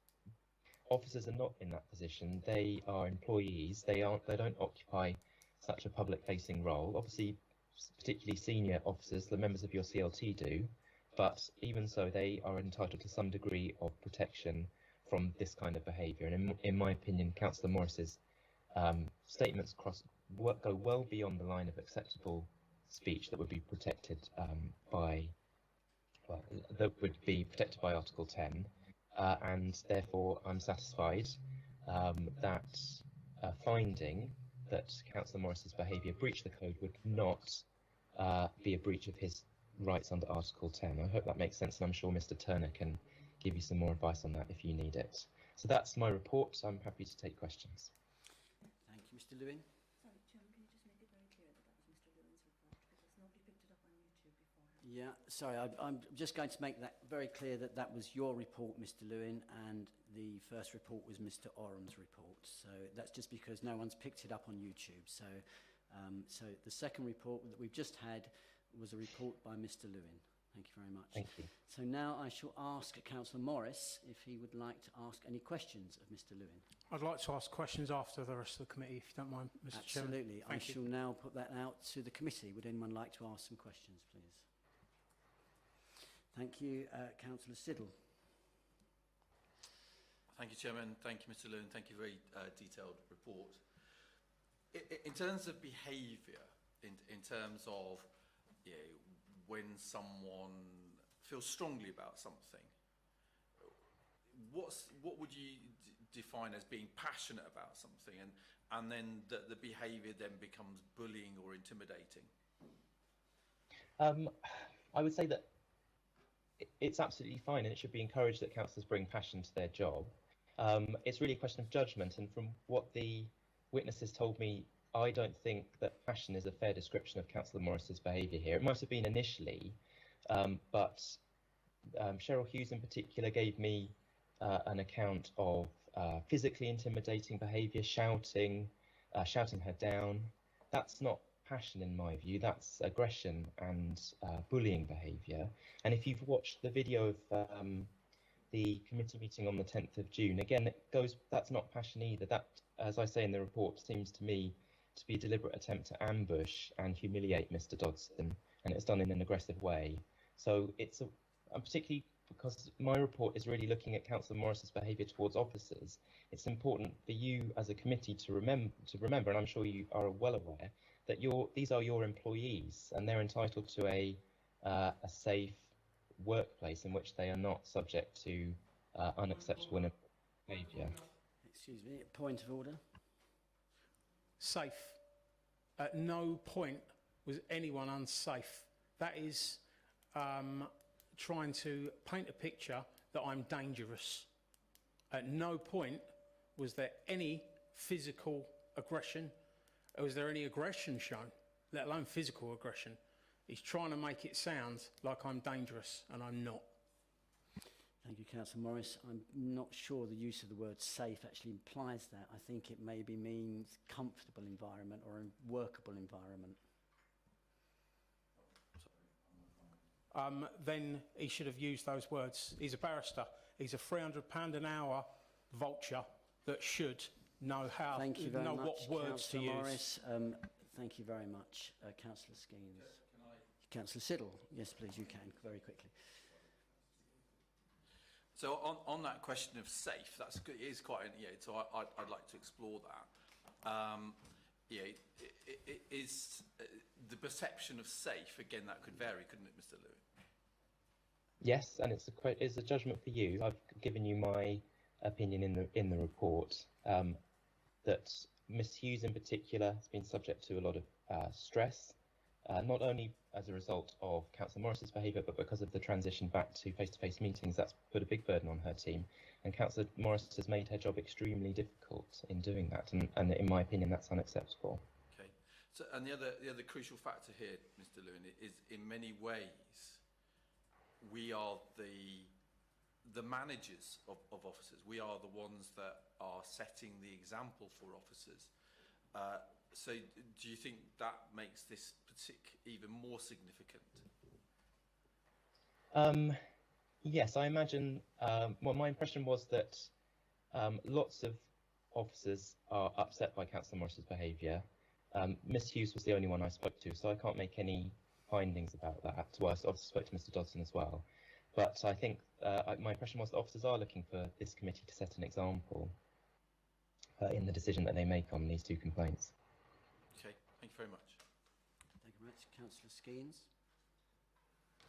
I work as a foster carer, among other roles, and as a foster carer I learned a lot about human behaviour and how people can behave who've come from very difficult backgrounds. I know, for example, that Chrissy has had a difficult background, and one thing he hates more than anything in conversations he's had with me is bullying. He cannot bear bullies. There's nothing that annoys him more, that gets him more upset than someone is bullying. I think the problem that Councillor Morris or that Chrissy is experiencing is that he doesn't know when he's doing it. He is not aware that talking over somebody and shouting at them and not letting them finish their sentence and getting more and more angry and then throwing them to the wolves of his social media and watching them get criticised and taken apart on social media, whether he doesn't think there's a physical threat, there is a feeling of threat. There is a feeling of intimidation. And I just don't think that Chrissy recognises the power that his approach has. And indeed, it is intimidatory. And I will confess, having agreed to take part in this committee, I did feel a sense of intimidation. I did feel, well, what happens if by the end of this meeting I have decided that actually Chrissy has made the wrong decision? Am I then going to be thrown to his social media wolves? How bad is that going to be? I shouldn't be having those thoughts. So I am concerned that for all the goodness in Chrissy Morris's heart, in his desire to do good, sometimes in his desire to do good, he becomes over-passionate to the point of being abusive. And I do feel that, yes, unless I can be convinced otherwise, I think that that is bullying behaviour. That is my concern. Thank you, Councillor Skeens. Chair, if I could just pick up on two points the councillor made. The first one is, I agree with what the councillor has said, to the extent that those are within my knowledge. The first point is that it seems a shame to me that Councillor Morris lets himself get carried away, because often he does have a legitimate criticism to make. And I'll give you the example of the COVID secure measures that were debated at your emergency meeting at the end of April. Order. This isn't on the agenda. This isn't part of the investigation. If you would like to call that as a point of order. I still call that as a point of order. Okay, Thank you very much. My second point, Chair, is to empathise with what the councillor said. That I've given you a brief description in my report of my experience of being in a room with Councillor Morris, and I did find him intimidating, and I got a little flavour of what it must be like for the two officers whose complaints I was looking at. So I'm there's no doubt in my mind that Councillor Morris's behaviour is as I describe in the report. Thank you. Councillor Perry. Just to reply to Councillor Skeens and Mr Lewin, this shouting, surely the word shouting isn't just another trigger word. It's like offended, intimidated. It's one of the words that people use when they want to get their own way. Am I shouting now, or am I speaking loudly to get my point across?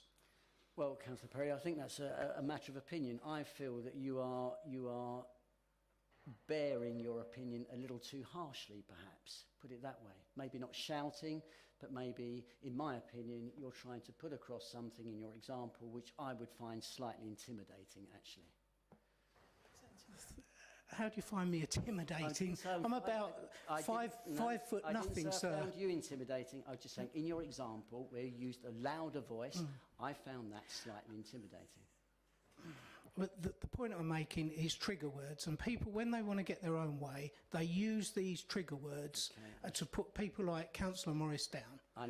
They say, oh, he's shouting at me. Oh, he's offended at me.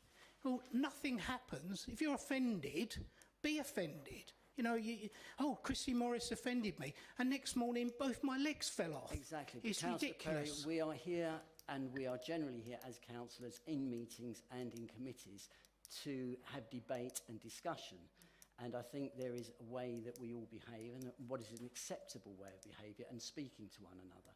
And I think if one member starts shouting, which is not a key word, it's a descriptive word, it's actually what happened. If one member is shouting, then the other member perhaps will find that intimidating. The point I'm making is, where does shouting start and where does raising your voice and getting your point across end? It's another one of these grey areas that we're tasked with debating now, and depending on which side of the fence you sit, Councillor Morris is intimidating and shouting and bullying, or he's getting his point across. We are councillors, we need to get our point across. Exactly. And, you know, Chrissy Morris asked Mr Lewin how much he was getting paid to get his point across. He didn't answer. Perhaps he'd like to answer now. How much of taxpayers' money... That is a question I'm not putting, and thank you, Mr President. Thank you. Please sit down, thank you. As I say, I think we've discussed the word shouting, and I'm going to go to Councillor Siddle, actually. Thank you, Chairman. I think the crucial element here is the dynamics in the relationships. So if I'm a member and Councillor Morris talks to me strongly, I can talk strongly back to him. Yeah. But in terms of this particular situation and this particular report, it's a member with an officer. Now, if I shout at an officer, it's very, very difficult for that officer to shout back at me. They're not in that position to do so. And that's the clear distinction with this particular report. It's not about member to member. We can have robust conversations. We can have robust things. We should still show respect. However, in this situation and in these examples and in these cases, and it also applies to the investigation, it is really, really, it's virtually impossible for an officer to shout back. And it's inappropriate. So therefore, that's the crucial difference between this report and the previous one. We are in this particular one talking about Councillor Morris's behaviour towards officers and also to the investigator. Thank you. And I shall go to Mr Mitchell, please. Thank you, Chairman. Good afternoon, Mr Lewin. Just a basic question, really. You've got a lot of experience of these kinds of investigations. Have you ever come across a case where the entire council's corporate management team has made a complaint to the Standards Committee that you've had to investigate? Thank you. No. That's straightforward. Thank you very much. I mean, does that Thank you very indicate much. anything to you about the seriousness of this complaint? Well, yes, obviously it does. I've never seen that happen before. I've obviously take the considered the complaint on its merits, but yes, I think that is probably an indication of its seriousness. Councillor Morris? I've just to reply to the independent person. That just shows the complicity in this council of the corruptness that is taking place. It's professional courtesy. They've all got together and they've all gone, you know what, Chrissy Morris is trying to expose us for the corrupt and inept officers that we are. Let's get him, because up until now it's just been it's been members going at members. What I have noticed that over the course of many years, certain officers, not all, and I would like to take this opportunity to state that there are some brilliant officers at Malden District Council. Thank you, Councillor Morris. Sorry? Thank you for that. That's all right. That's right. You know, credit where credit's due. We've got some excellent officers, but we also have some corrupt, some lazy, and some inept officers. Okay. And I'm they. going to have to stop you there, Councillor Morris. I'm I've afraid. finished, sir. I'm sorry, but I'm really not going to let you do this. So Let me do what? You don't know what I'm going to do you, then, Mr. Chairman? do you have something relevant to say to the report? Yes, I do. I've got plenty. Okay, well then, what I Mr. would Lewin. like to do, can I just, before we do that, I would just like to clarify, okay, are there any more questions from any members to Mr. Lewin, and then I'll come back to you, Councillor Morris. Okay, so Councillor Morris, would you now like to make any comment on either of the reports, please? I still have questions for Mr. Lewin. Then I'll allow you to answer that question. Ask that question, sorry. So, can you please tell me what was the purpose of the telephone call to Cheryl Hughes? She was a witness in one of the complaints, so I thought it was important to speak to her. Now, can you please tell me what was the purpose of the telephone call from myself to Cheryl Hughes? Well, as I recall, you were wanting to challenge some of the COVID secure measures that have been proposed in her report. I had a couple of problems with the report. Can you tell me what those problems were, please? I believe Councillor Morris is coming to a point. I am. Is that correct? So could Well, I... I'm trying. I'm So- just pointing out that this guy comes in, does a few hours at 300 quid an hour, and basically doesn't know anything about what's actually happened. Right. So, going back to the question, Mr. Lewin, what were the points that I wished to discuss with the author of the report? Because on the bottom of the report, it did say, any queries, inquiries, contact Cheryl Hughes, didn't it? So, it wasn't me singling out Cheryl Hughes, it was me ringing the person that had put the report together because it had a couple of glowing errors in it, didn't it? But I think, Councillor Morris, the fact is we're not really discussing the actual conversation or why you made the telephone conversation. It is your behaviour towards My Cheryl disputed Hughes. behaviour, Mr. Chairman. Yes, in which she has made a complaint to about. understand why the telephone, this all revolves around the telephone conversation. I know, but the telephone... We need to have the meat and the bones of the telephone conversation. It's a simple question, so I could have got an answer by now. It isn't really, though. It's about the way you ask those questions, isn't it? It's not about that. That is disputed. At no point does Cheryl Hughes say that I threatened her, that I swore at her. If I'm not allowed to ask questions of officers when they get important parts of the report wrong. Now, Mr. Chairman, we are getting sidetracked and this is taking up valuable time. So I simply would like to know, Mr. Lewin, why was I ringing Cheryl Hughes? You were ringing to talk about the proposal in her report that members might be required to wear masks at in-person meetings and they might be asked to take lateral flow tests before turning up to council premises. Wrong and right, sir. Wrong and right. But how you did it. Wrong and right. The first issue I had was that we, as a council, were going to promote discrimination by asking someone that cannot wear a mask why they are wearing a mask. That is discrimination. I think we did agree on that. That to ask someone that is not wearing a mask why they are not wearing a mask, that would be discrimination. Is that correct? I've made it clear in my report, or at least I hope. Could you just answer the question, please? Well, he's trying to, Councillor Morris. So, as you have been allowed to speak, please allow Mr. Lewin to speak. Please. Thank you, Chair. Members should be entitled to raise these kinds of challenges, but the issue for me is how you did it, Councillor Morris, and I think you did it in an inappropriate way.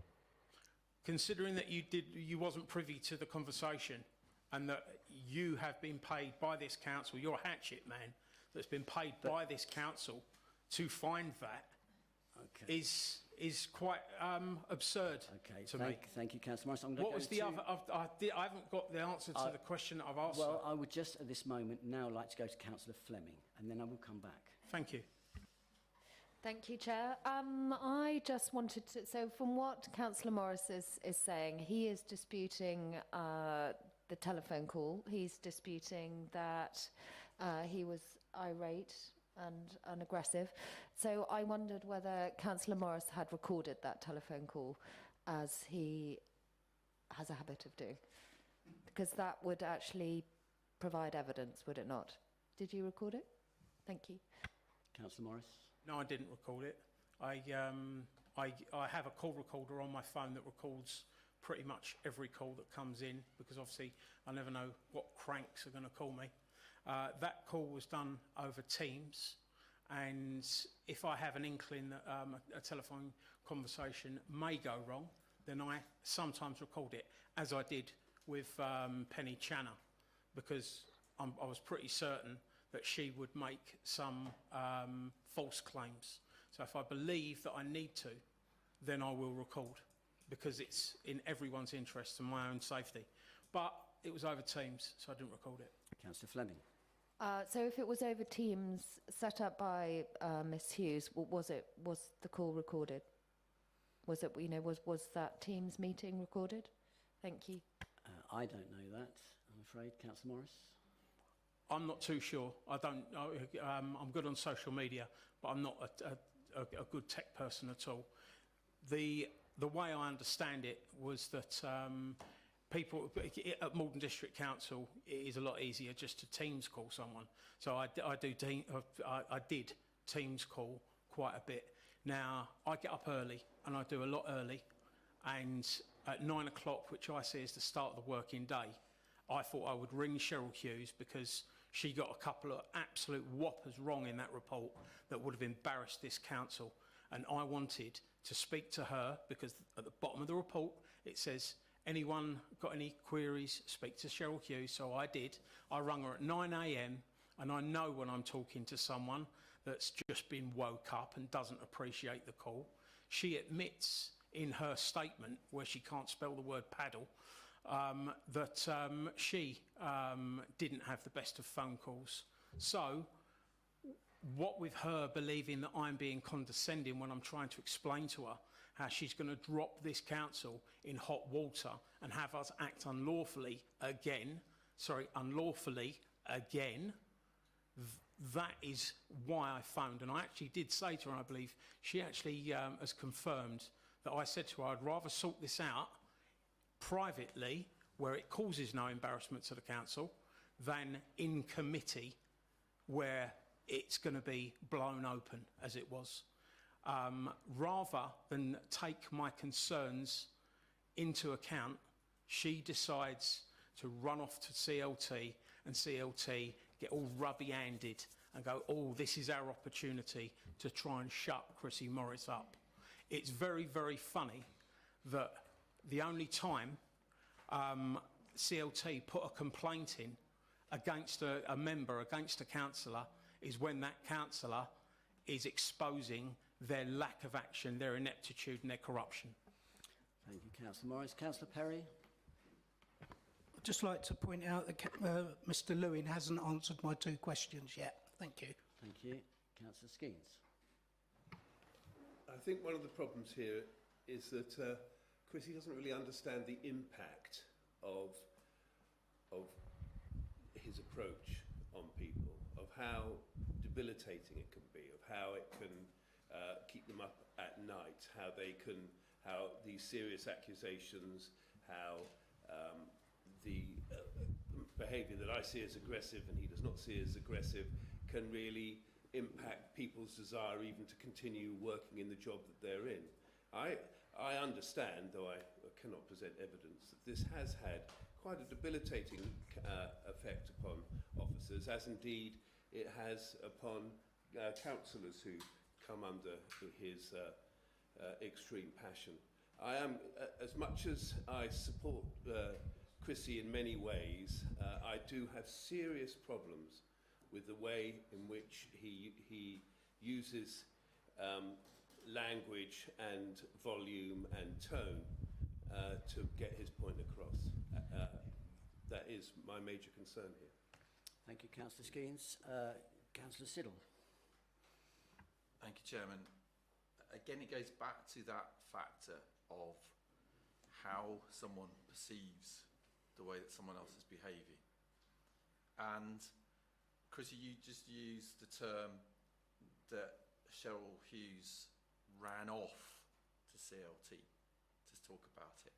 That implies that that person did feel in some way that they were unnerved by that situation, or they don't feel comfortable about that situation. If an employee goes to see their manager, it's because they're feeling uncertain in that situation. So you've described there the reason why Cheryl did it, because she felt unnerved after she had that call with you. After she had that call with you, she felt unsettled, and she felt that she had to go and speak to her managers about it because of that. Councillor Morris. She ran off because she got caught out, mate.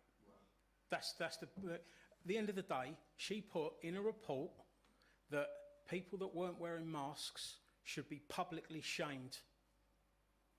That is discrimination, and I've sought legal advice on that. It is discrimination. We don't. If someone in a wheelchair came into this meeting right now, we would not be asking them why they can't walk. Yeah, we should not be shaming people with disabilities in public meetings. That is discrimination. And Richard, I think the world of you, but you know, I've got a disability discrimination specialist that has confirmed that. I think even Mr. whatever his name and Paul Turner, the two legal people here, would confirm that. And the very fact that we did not ever use that shows that perhaps we were wrong, because I had to get sent into this council a letter before action, yeah, to prevent that happening. The second part was that stating that trying to coerce and force us into doing a medical procedure without our consent. We were being threatened with Rule 10, which is disorderly conduct, to do a medical procedure that needs our consent. That is also wrong. That it is wrong on so many levels. Now, those two parts of the report worried me, because they would have yet again caused this council to have acted unlawfully. Now, I brought it up with the author, as the bottom of the report said. I didn't choose Cheryl Hughes. She done the report. I rung her. She was tired. She was ratty. She basically did. The professional way of doing it is saying, "Thank you for bringing that to our attention, Councillor Morris. I'll bring this up with whoever the line manager was, Dodson, Holmes, and then get them to ring me." She did not need to manipulate and engineer any ill feeling between the two of us. She previously sent me an email complaining that I'd ruined a meeting because of the homophobic bullying that was going on in this council. She doesn't like me, and I'm not particularly keen on her. Now, this has been manipulated to ensure that they've got something to throw at me here. I mean, using someone's nickname, saying someone is old when they've told you they're old, yeah, ringing someone up and basically complaining that there's two things on an agenda. Oh, it's so naughty. I've not sworn, I've not threatened, I didn't shout. Yeah, I was condescending. So was she, and I think she admits that on her report. At the end of the day, guys, you're setting a very, very bad precedent if you decide that I've breached, because from that moment on, you might as well just not ever speak to any officers. And isn't it going to be funny if you guys find me to have breached anyone that then goes for an employment tribunal? You ain't got a chance, have you? You know, and it'll cost the taxpayers loads more. Thank you, Councillor Morris. Mr Lewin, has Chrissy ever mentioned any of this before? We did have a discussion about the appropriateness of some of those COVID secure measures in our meeting, but obviously that's not a question for me to offer an opinion on. I was more interested, as you, Sheriff, identified, with how he brought those challenges up and whether he'd done that in an appropriate way. Thank you. Okay, so I'm going to ask again, does Councillor Morris? Sorry, so one more question. I'd just like to ask the esteemed barrister, Hatchetman, how much did you cost the Malden District Council taxpayer an hour, please? That's not relevant, Councillor Morris. I'm sorry. It is relevant, sir. It really isn't. We all have. We do. But if we do, then this isn't the platform. We all have. No, it very much is the platform, sir. I don't. Because this platform, the public can see. The public have a right to know where their council tax money goes. Now, previously at this council, we had serious criminality go on at this council previously, and no barrister was asked to investigate. I'm not going to ask Mr Lewin to answer that question. I'm sorry. Well, I'd like to. Mr Lewin has a freedom of speech. Absolutely. You do not tell him what to say, sir. I fully agree with you, Councillor Morris. Thank you. So, Mr Lewin, how much money did you cost the Malden District Council taxpayer, considering we've got food banks that need help, that don't get help in this district, but we've got 300 quid to give you an hour? So, Councillor Morris, I will allow you to answer that question of Mr Lewin, and if Mr Lewin says no comment, then I think that will be the end of that, I'm afraid. I've been over this a lot with Councillor Morris, and I'm not going to answer the question. Thank you. Vulture. Councillor Skeens. Vulture. Sorry, thank you. Councillor Skeens. I'd like to ask Councillor Morris a question. Did he object to the money paid in the previous investigation at the JSC that found that the previous JSC was in breach of the law? Did he object to the costs of that? Thank you. Councillor Morris, would you like to answer that or not? Sorry, so Councillor Skeens, did I object to the money spent in the previous? No, I didn't, because I saw it as reasonable. There is, at the end of the day, I'm here for the talking. Yeah, no one has to worry about me not turning up to defend myself at JSC like Fluker didn't. No one. I'll talk to anyone about this because it is an important issue and it is a serious issue. Great. Thank you, Councillor Morris. The fact that we've got a barrister in at £300 an hour when we've got people starving in our district is ridiculous. I can understand the investigator, I can understand the monitoring officer. I am now going to but move not on a 300 quid an hour barrister. And the next part of this procedure, Councillor Morris, is I'm going to ask you and invite you if you would like to make any representation with respect to the conclusions of the reports. So we've asked questions, so now this is an opportunity to comment on the conclusion of the reports. Thank you, Mr Chairman. Quite simply, I have grave concerns and have had grave concerns. As members know and can confirm, I have tried to get these concerns investigated and addressed, and literally I can't. No one will listen. Now, there is an element of double standards and hypocrisy to all of this, because as you guys all know, the leader of the council has herself been guilty of doing exactly what I'm here today. Do you have any other comments to make in respect to these reports? We've got a few. We've got a few. Okay. Richard Holmes, Paul Dodson and Simon Quelch have all watched and done nothing. But this is not whilst the conclusion this of is, these reports. sir, I'm so- getting there. I'm getting there. Councillor Morris, please. I mean, I'm just saying, you know, this is your opportunity to give some sort of conclusion to And I'm trying. the reports themselves. And I I'm can't trying. let this go off into some other... I'm not going to. Okay, well then I shall let you continue. Thank you very much, sir. Richard Holmes, Paul Dodson, and Again, Simon I've Quelch got to stop you have there, I'm all afraid. sat and watched while serious criminality has occurred I on must say several to you- occasions. On several occasions, Councillor and they Morris. have done nothing.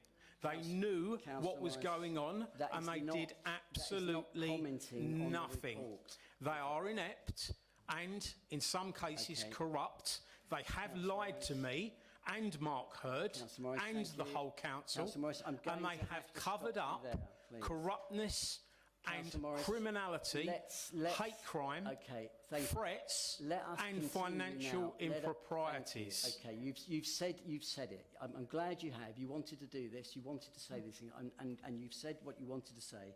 So I now would like to move on. So, if you have any other comments in regard to the reports, please, Councillor Perry.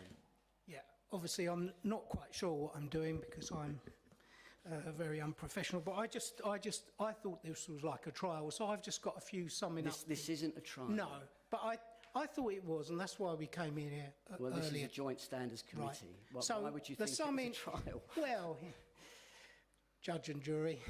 Yeah, obviously I understand it's not a trial because people work with Chrissy. So summing up, am I permitted to just sum up? I shall give you that opportunity. Thank you. I just made a few notes here.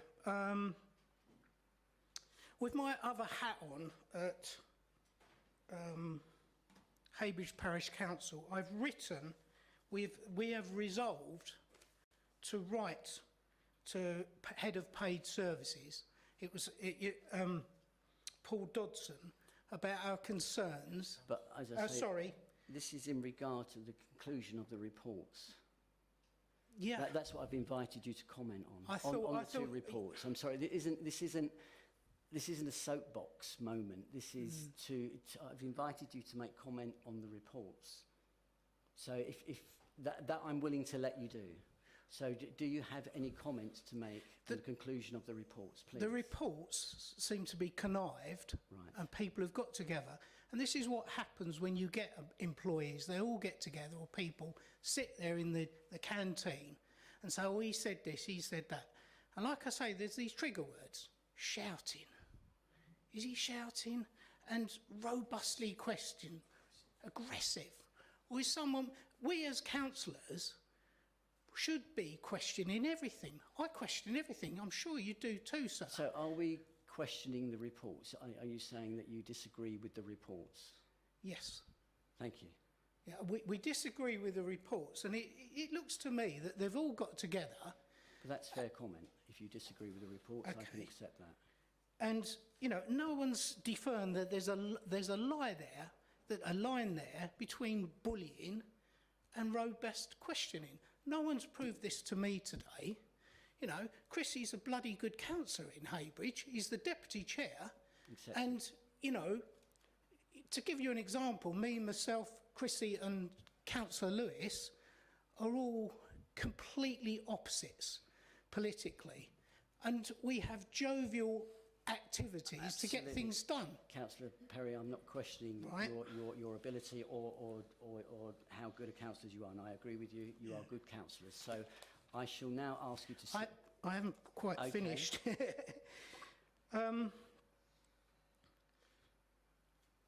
You know, you go on about the reports, but the accusers are not sitting here.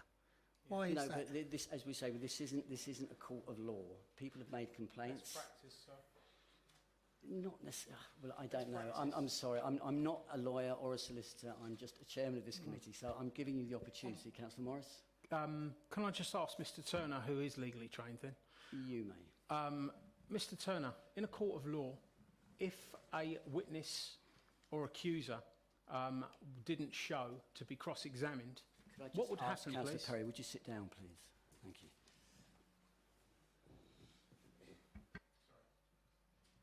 So it would depend on the circumstances, but this is about the consideration of the reports, and you've been given the opportunity to raise any disputes about the reports months ago, and you've chosen not to do that. So there's no reason why the committee cannot make a finding based on the reports and based on what you've told them today. I didn't choose not to do so. You are unaware of the circumstances, which I'm not entitled to give you. I did ask you if this was a court of law and someone didn't show, what would happen? So it depends. So there are many different types of courts of law, but most courts of law have processes which allow written evidence to be considered. So, are you saying that a cross-examination... We have a point of order, Councillor Morris. We're now discussing the joint standards process rather than what's before us. I agree. And the joint standards process was just updated a week or so, a couple of weeks or so ago. And the joint standard process says that witnesses do not, and people who give evidence do not need to be here. The only person who needs to be here, and that's optional, is yourself, Councillor Morris. And you've now got an opportunity to put your point of view. You are not putting your point of view. You are discussing the Joint Standards Committee process. So can you please put your point of view? Councillor Morris? I'll say what I want, Councillor Siddle. It's not for you to tell me what I need to put across. Right. I would like to put across that I have not had the common law right, the confrontation clause, I believe that it goes to. Mr Turner will probably be able to advise us further than that. Not a single one of my accusers has been here to answer a question. I mean, let's go to the end of the reports then. Councillor Swain's report has no basis whatsoever because he has put a complaint in purely on his perception without knowledge. He did not and has not asked me why I thought the CLT were corrupt. Now, the first thing that he should be doing when he hears a councillor say that an officer is corrupt is finding out why, to see if there's any meat to the bones. He didn't do that. He just put it in. He put that in. Wendy Stamp has told me that he's put that in because the Conservatives asked him to. Okay, so, and I stand by my affirmation that those officers are corrupt because they've lied and they have sat there and watched serious bullying and done nothing about it. You have said this before, and I'll say it again, sir, and I will continue to say it until I am listened to and something is done. We cannot have officers lying to members and officers watching people get almost bullied to death. Please, thank you. I'll move on. Thank you. Can I hold you a second and just, again, can I go to Councillor Bill, please, who hasn't actually had a chance to speak? Thank you. I know I haven't said much, but I've just been listening, and this is just sickening. You've just accused the Conservatives of getting an independent to moan. That's rubbish. No, you wait and listen now. Thank you. Wait. Now, thank basically, Councillor Bill, you've also turned round and totally disrespected the chairman. That's for the chairman. Sorry? That's for the chairman's side. Okay. At the end of the day, you just keep coming back for confrontation. You've basically dug your own hole here today. You've continued doing exactly what you've been accused of. And Councillor Siddle is right. We are the managers, as such, of our staff. And if the staff feel that they've been intimidated to the point that you're, turning up for meetings an hour or so early, the officers and whatever have actually got other meetings. You don't know that room was booked before then, but you've basically proved beyond a shadow of a doubt to anyone here today the reason why you're here. You've dug your own hole, Chrissy. You really, really have. Thank you, And I said Councillor at the Bill. end of the day, all you do is you So, keep contradicting everything that people are saying. okay, Councillor Bill, thank you very much. Councillor Morris? Councillor Bill, you've just had a go at me for turning up to meetings early. At least I go to meetings. Okay. At least I put Councillor reports Morris, in. again, you're honing on a minutiae. Okay. I might well be, but it's a very important issue. Thank you. Okay, Councillor Bill doesn't put... Right. How many times in 10 years has Councillor Bill put Thank you. district Councillor report Morris, in? this is Yeah. not a... Please, both of you. And I Please. like holes. Councillor Morris. I love holes and I love Councillor my own Morris, hole. thank you, please. Okay, so what I would like to do now is ask Mr Lewin or Mr Umran if they have any questions to ask of you. Is that okay? So, Mr Lewin, can I ask you first, do you have anything that you would like to ask of Councillor Morris? Thank you, Chair. No questions from me. Mr Oram, do you have any questions that you would like to ask of Councillor Morris? No questions from me. Thank you, Chair. Thank you. Councillor Morris, 1 second. Members and Mr Mitchell, do you have any questions that you would like to ask of Councillor Morris, please? Councillor Siddle, sorry, I'm drifting away. Chrissy. Yes, ma'am. Do you accept at all that at any point you might have behaved inappropriately? No, I haven't acted inappropriately. I might have acted robustly. I might be stubborn. I might be forthright. But I haven't acted inappropriately. Believe me, I've got a gob on me. If I want to act inappropriately, I mean, inappropriate is what may happen in the future, not what has happened in the past. Councillor Siddle? Chrissy, do you regret anything that you've done over the last 18 months or so? I regret that I haven't been more honest and told people actually what I think more. Thank you. Mr Mitchell, could I ask you, please, do you have any questions? Yeah. Baptism of fire for me, Chrissy. Just this, really. I mean, the last time we had an outing here in front of this committee was about a year ago, as far as I understand. And so I looked at the video of that. Councillor Jarvis, I think it was, had made quite a long and eloquent statement on your behalf. That obviously had an outcome that was to your satisfaction because the committee was comfortable with your behaviour up to that point. I've noticed that two of these complaints actually predate that meeting. One of them's about what happened at that meeting and the others happened afterwards. I mean, after that meeting, Chrissy, did you change your behaviour? Did you change your approach in the light of what Councillor Jarvis and other members had said? I'm just interested how you may have reacted to that. When I first got to this council, sir, I sat in that corner seat over there very quietly. I didn't say a thing for 6 months. I sponged in what this council was about. I came to every meeting. I wasn't on any committees, but I came to every meeting and I watched the dynamics of the people in the room. I bothered to find out what was going on and ask questions, subtly and quietly. And after 6 months, I noticed what I thought needed to be changed about this council. It was a pre-prepared plan. I said, right, 6 months, you've got your L plates on. You watch, you see what you think needs to be improved, and then you spend 6 months trying to do that in the correct manner, which is exactly what I did.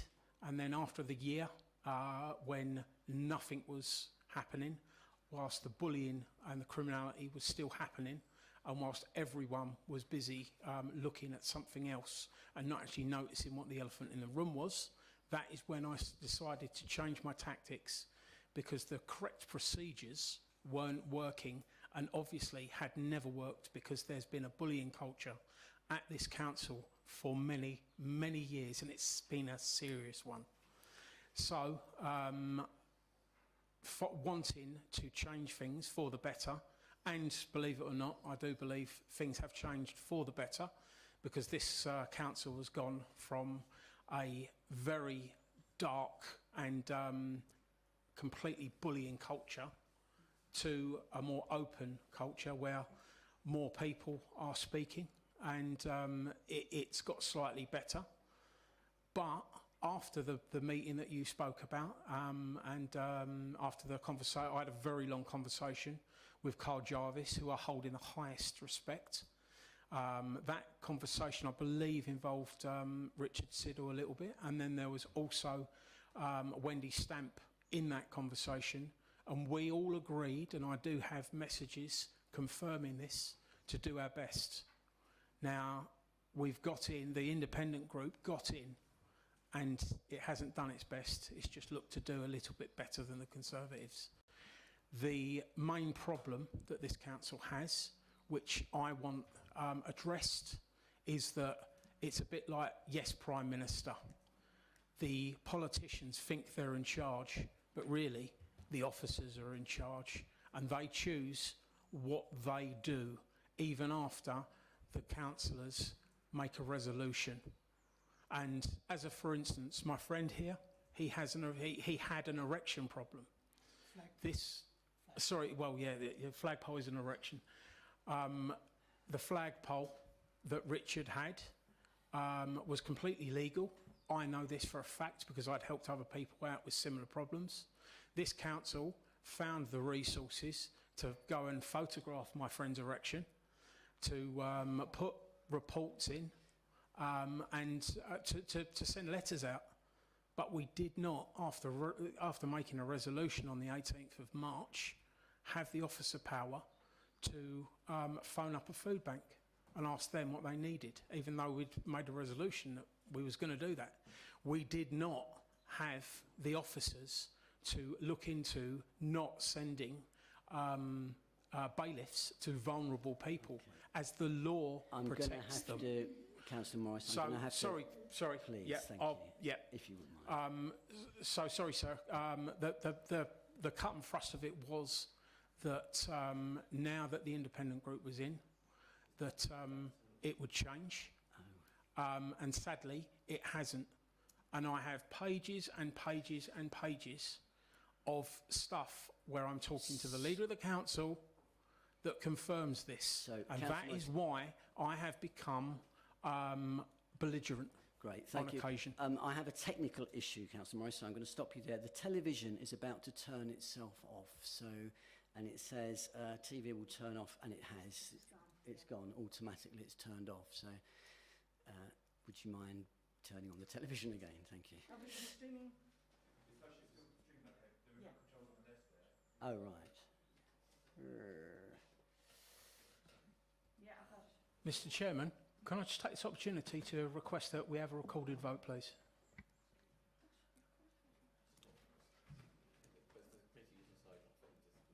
Yeah. I might not be, but I'm just asking anyway. You cannot do that, sorry. We're not streaming at the moment, so it would, if everyone would like to wait a second. Oh, we are streaming, so we can carry on. So, Councillor Skeens. I'm just going back to something that I think I heard you say, Chrissy, and I'm wondering if you can confirm it. Am I right in thinking that you said a few minutes ago that you do not think that you have behaved inappropriately at this council in the past, but that may be something that happens in the future?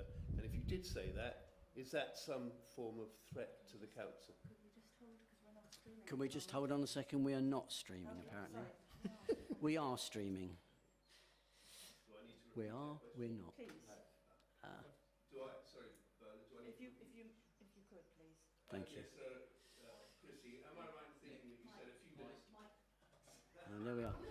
So can we just hang on a second, please, and get some order here. So, Councillor Skeens, would you like to re-ask your question, because we were not streaming, but we are now. Thank you. Right. Yes. Am I right in thinking that you said a few minutes ago that you do not think you have behaved inappropriately at this council in the past, but that may be something that happens in the future? And if you did say that, is that a threat to council and officers?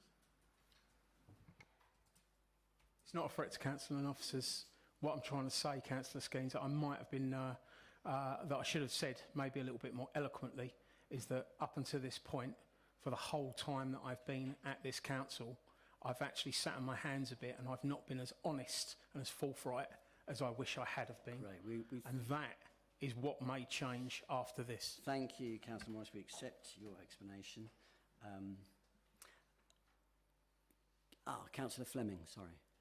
Thank you, Chair. Just before we sort of wrap up, I was interested to ask Councillor Morris, what was it that motivated him to become a councillor? Was it sort of one event, or I'm interested to know whether he decided to become a councillor to sort of mix things up, to get, you know, what was that the intention, to go in there and shake it up? Was that the intention? Thank you. Councillor Fleming, you have this ugly lug to blame for me entering the political scene. I spent many, many years with no political office behind me, helping people out with various problems. A lot of the problems did come back to the local councils, and rather than deal with singular cases on a one-to-one basis, I thought that it would be interesting to see exactly if I could help from the point of councillor more people than just the odd people that were coming to me. My motivation for stepping up as a councillor was that everyone complains and no one tries to do, and I'm a doer. Yeah, up until my recent illness, I had a 100% attendance record, even though I wasn't on a single committee. As everyone would know, I sit in attendance to every meeting. I take this role very, very seriously, and rather than be one of those people that complains without actually trying to help and trying to change, I thought I'd step forward and see if I could make a change, and if I could encourage other people to make a change, because the way I saw it and the way that I correctly saw it was a lot of councillors get in with loads of promises, and once they're in, they put their feet up on the coffee table and take all the kudos of being called councillor. And I wanted to be a fresh people's person councillor, which I think I've been, and make a difference, and not be one of those people that just sits back behind a computer screen and whinges, but actually tries to make a difference. Thank you, Councillor Morris. Councillor Beale.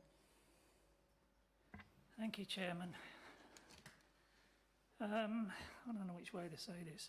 Basically, Councillor Morris was taken on as an independent member, and initially I think he did have the support of the independents, but through his behaviour, I think, and the way he puts things across, he's definitely passionate. I'll give him that, and I've got a lot of time for him. I'm a bit of a rebel myself, a silent one, but Chris is a bit louder than me.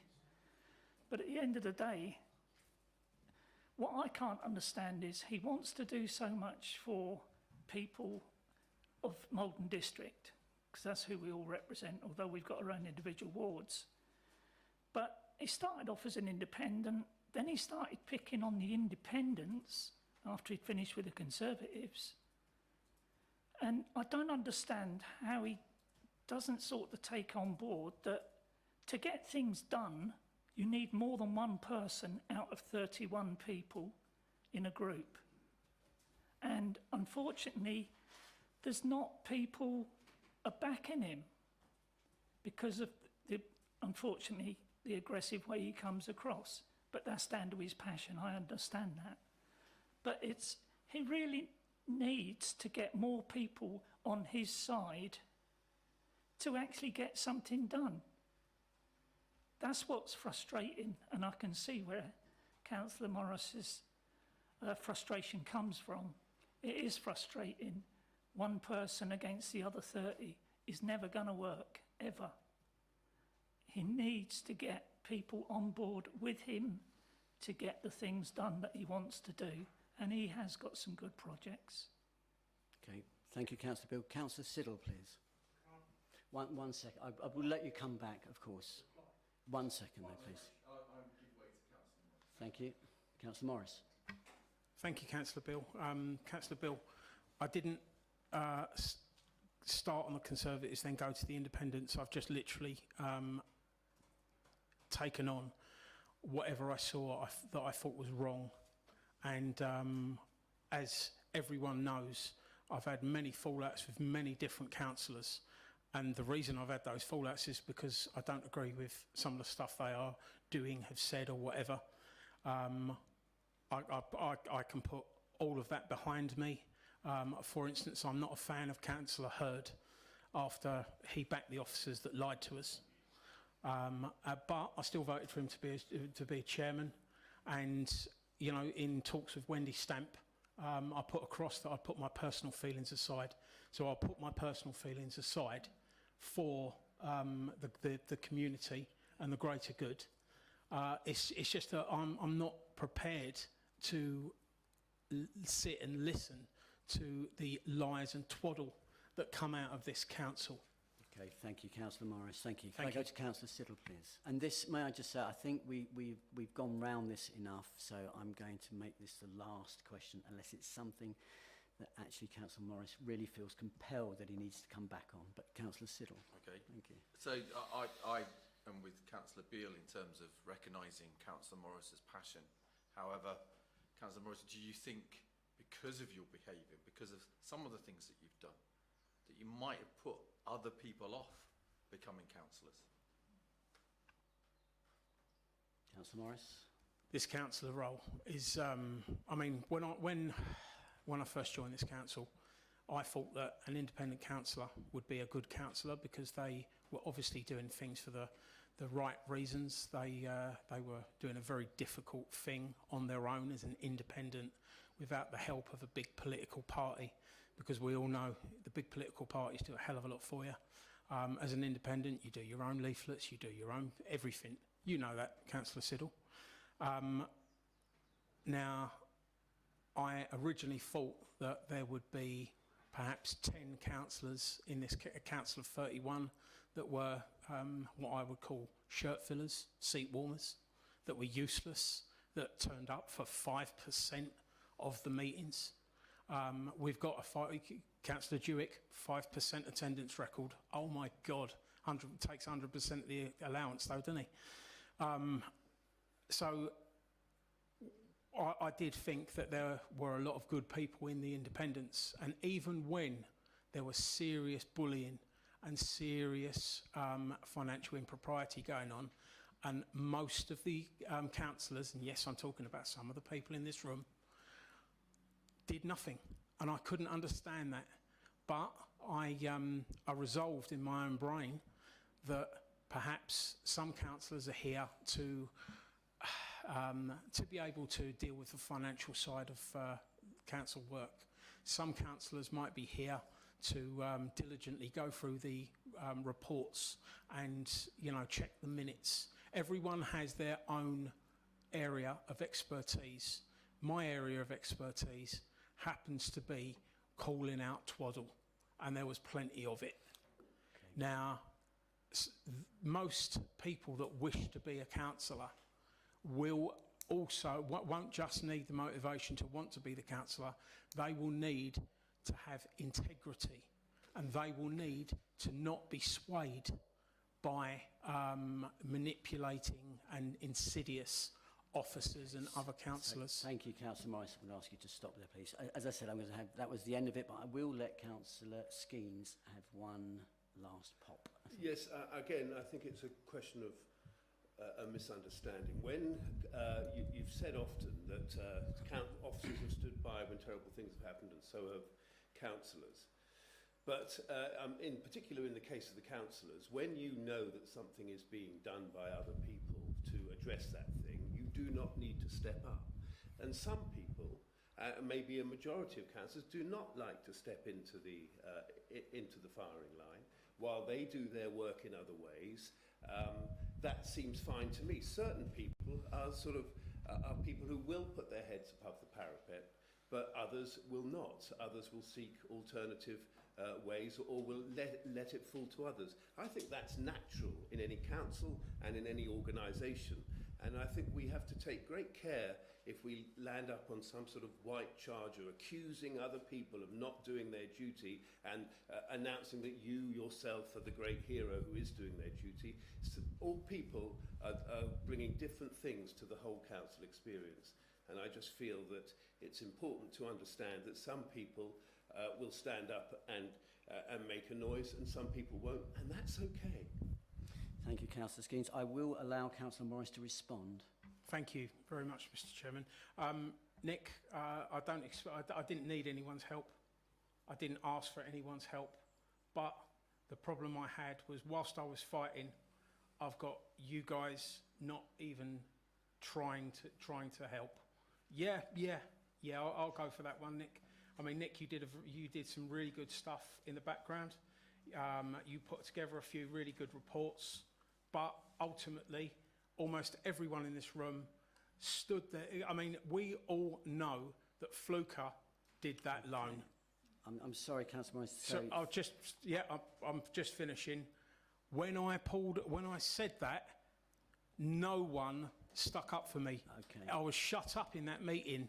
Yeah, I was vilified in that meeting. Everyone knew it was the truth, especially Elaine Bamford. Councillor Morris, thank you. And nobody stuck up for me. You've made your point. Thank you. So, I would like now to ask. Who would I like to ask? I'm not really sure here. Who would I like to ask? Yes, I'd like to ask Mr. Mitchell is the person I'd like to ask, the independent person. I would now invite you to give any advice you may have to the committee, please. Thank you, Chairman. Thank you, members. Firstly, I'll just point my role. I consider myself to be an independent person, and I've listened to the arguments put forward very carefully, and I'm particularly pleased, Christy, that you spoke out then over the last few questions and really gave some background to yourself, which you hadn't responded in any way, and it was useful for me just to hear that. And I think you've had a fair hearing today in front of everybody, and I'm pleased that you came forward like that. It's always interesting. Could you speak up a little bit? Sorry, it's always interesting to hear what motivates people. However, I've had to look at this in the round, if you like, and the allegations and the reports in front of us do indicate breaches of control, with the exception of the complaint about Councillor Boyce. We've talked about your appearance a year ago in this very room, and the outcome of that and the changes that you've made to yourself. I suppose my real concern is, and I asked Mr. Liu in this, was the seriousness of the whole corporate management team making a complaint. That's a bit of a lot to load onto one person, which has happened to you, but nonetheless, that is a serious matter for this committee to consider, and possibly for the council as well. And I think you've got well-researched and written reports in front of you, and equally you've got the evidence we've heard today. And I have found that really useful. But my advice is that there are some serious allegations here that need your full attention, and the strong weight must be that there has been a breach of the code. How serious that is, I think, is a matter for members to consider, and indeed if there has been at all, I suppose. But I think there has been. I will leave it there for now, unless anyone has any questions. Thank you very much, if you think I've been unfair to you, please let me know. Thank you very much. Okay, I would now like to move to private session. So I shall say to resolve that under section 100A4 of the Local Government Act 1972, the public be excluded from the meeting for the following item of business on the grounds that it involves the likely disclosure of exempt information as defined in paragraph 1 and paragraph 6 of Part 1 of Schedule 12A to the Act, and this satisfies the public interest test. I propose that motion. Do I have a seconder? Thank you. Can we agree that by assent? Agreed. Thank you. So I will ask the press and the public now to leave the chamber. I'm afraid that includes you as well, Councillor Morris, and you as well, Councillor. Councillor Morris, I will ask you so nicely. It will be a lovely strokey nice, so if you wouldn't mind leaving the chamber, both of you. It will be very short, I promise you. I will do it as quickly as we can, but it needs to be done fairly, so it will take as long as it takes, I'm afraid. And I think I need to go to the loo. So can we come back in 5 minutes? Would that be okay? Thank you.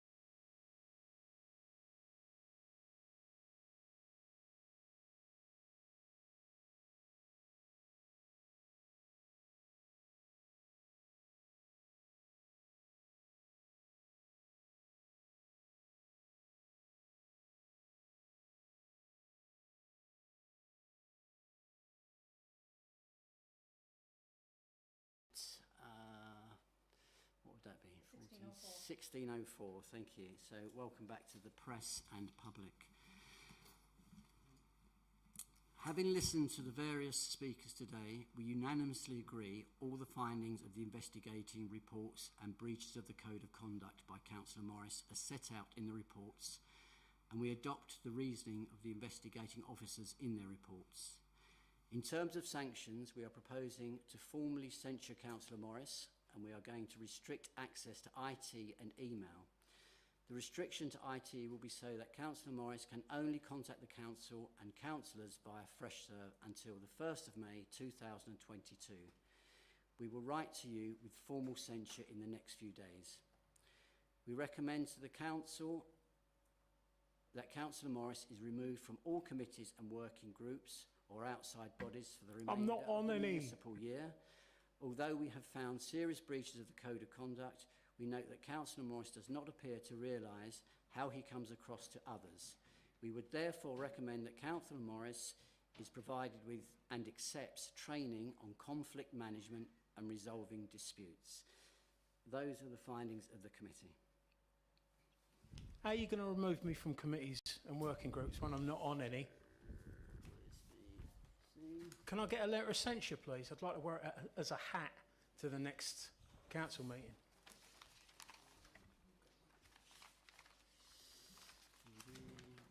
Sorry. I can't find it. Oh, there we are.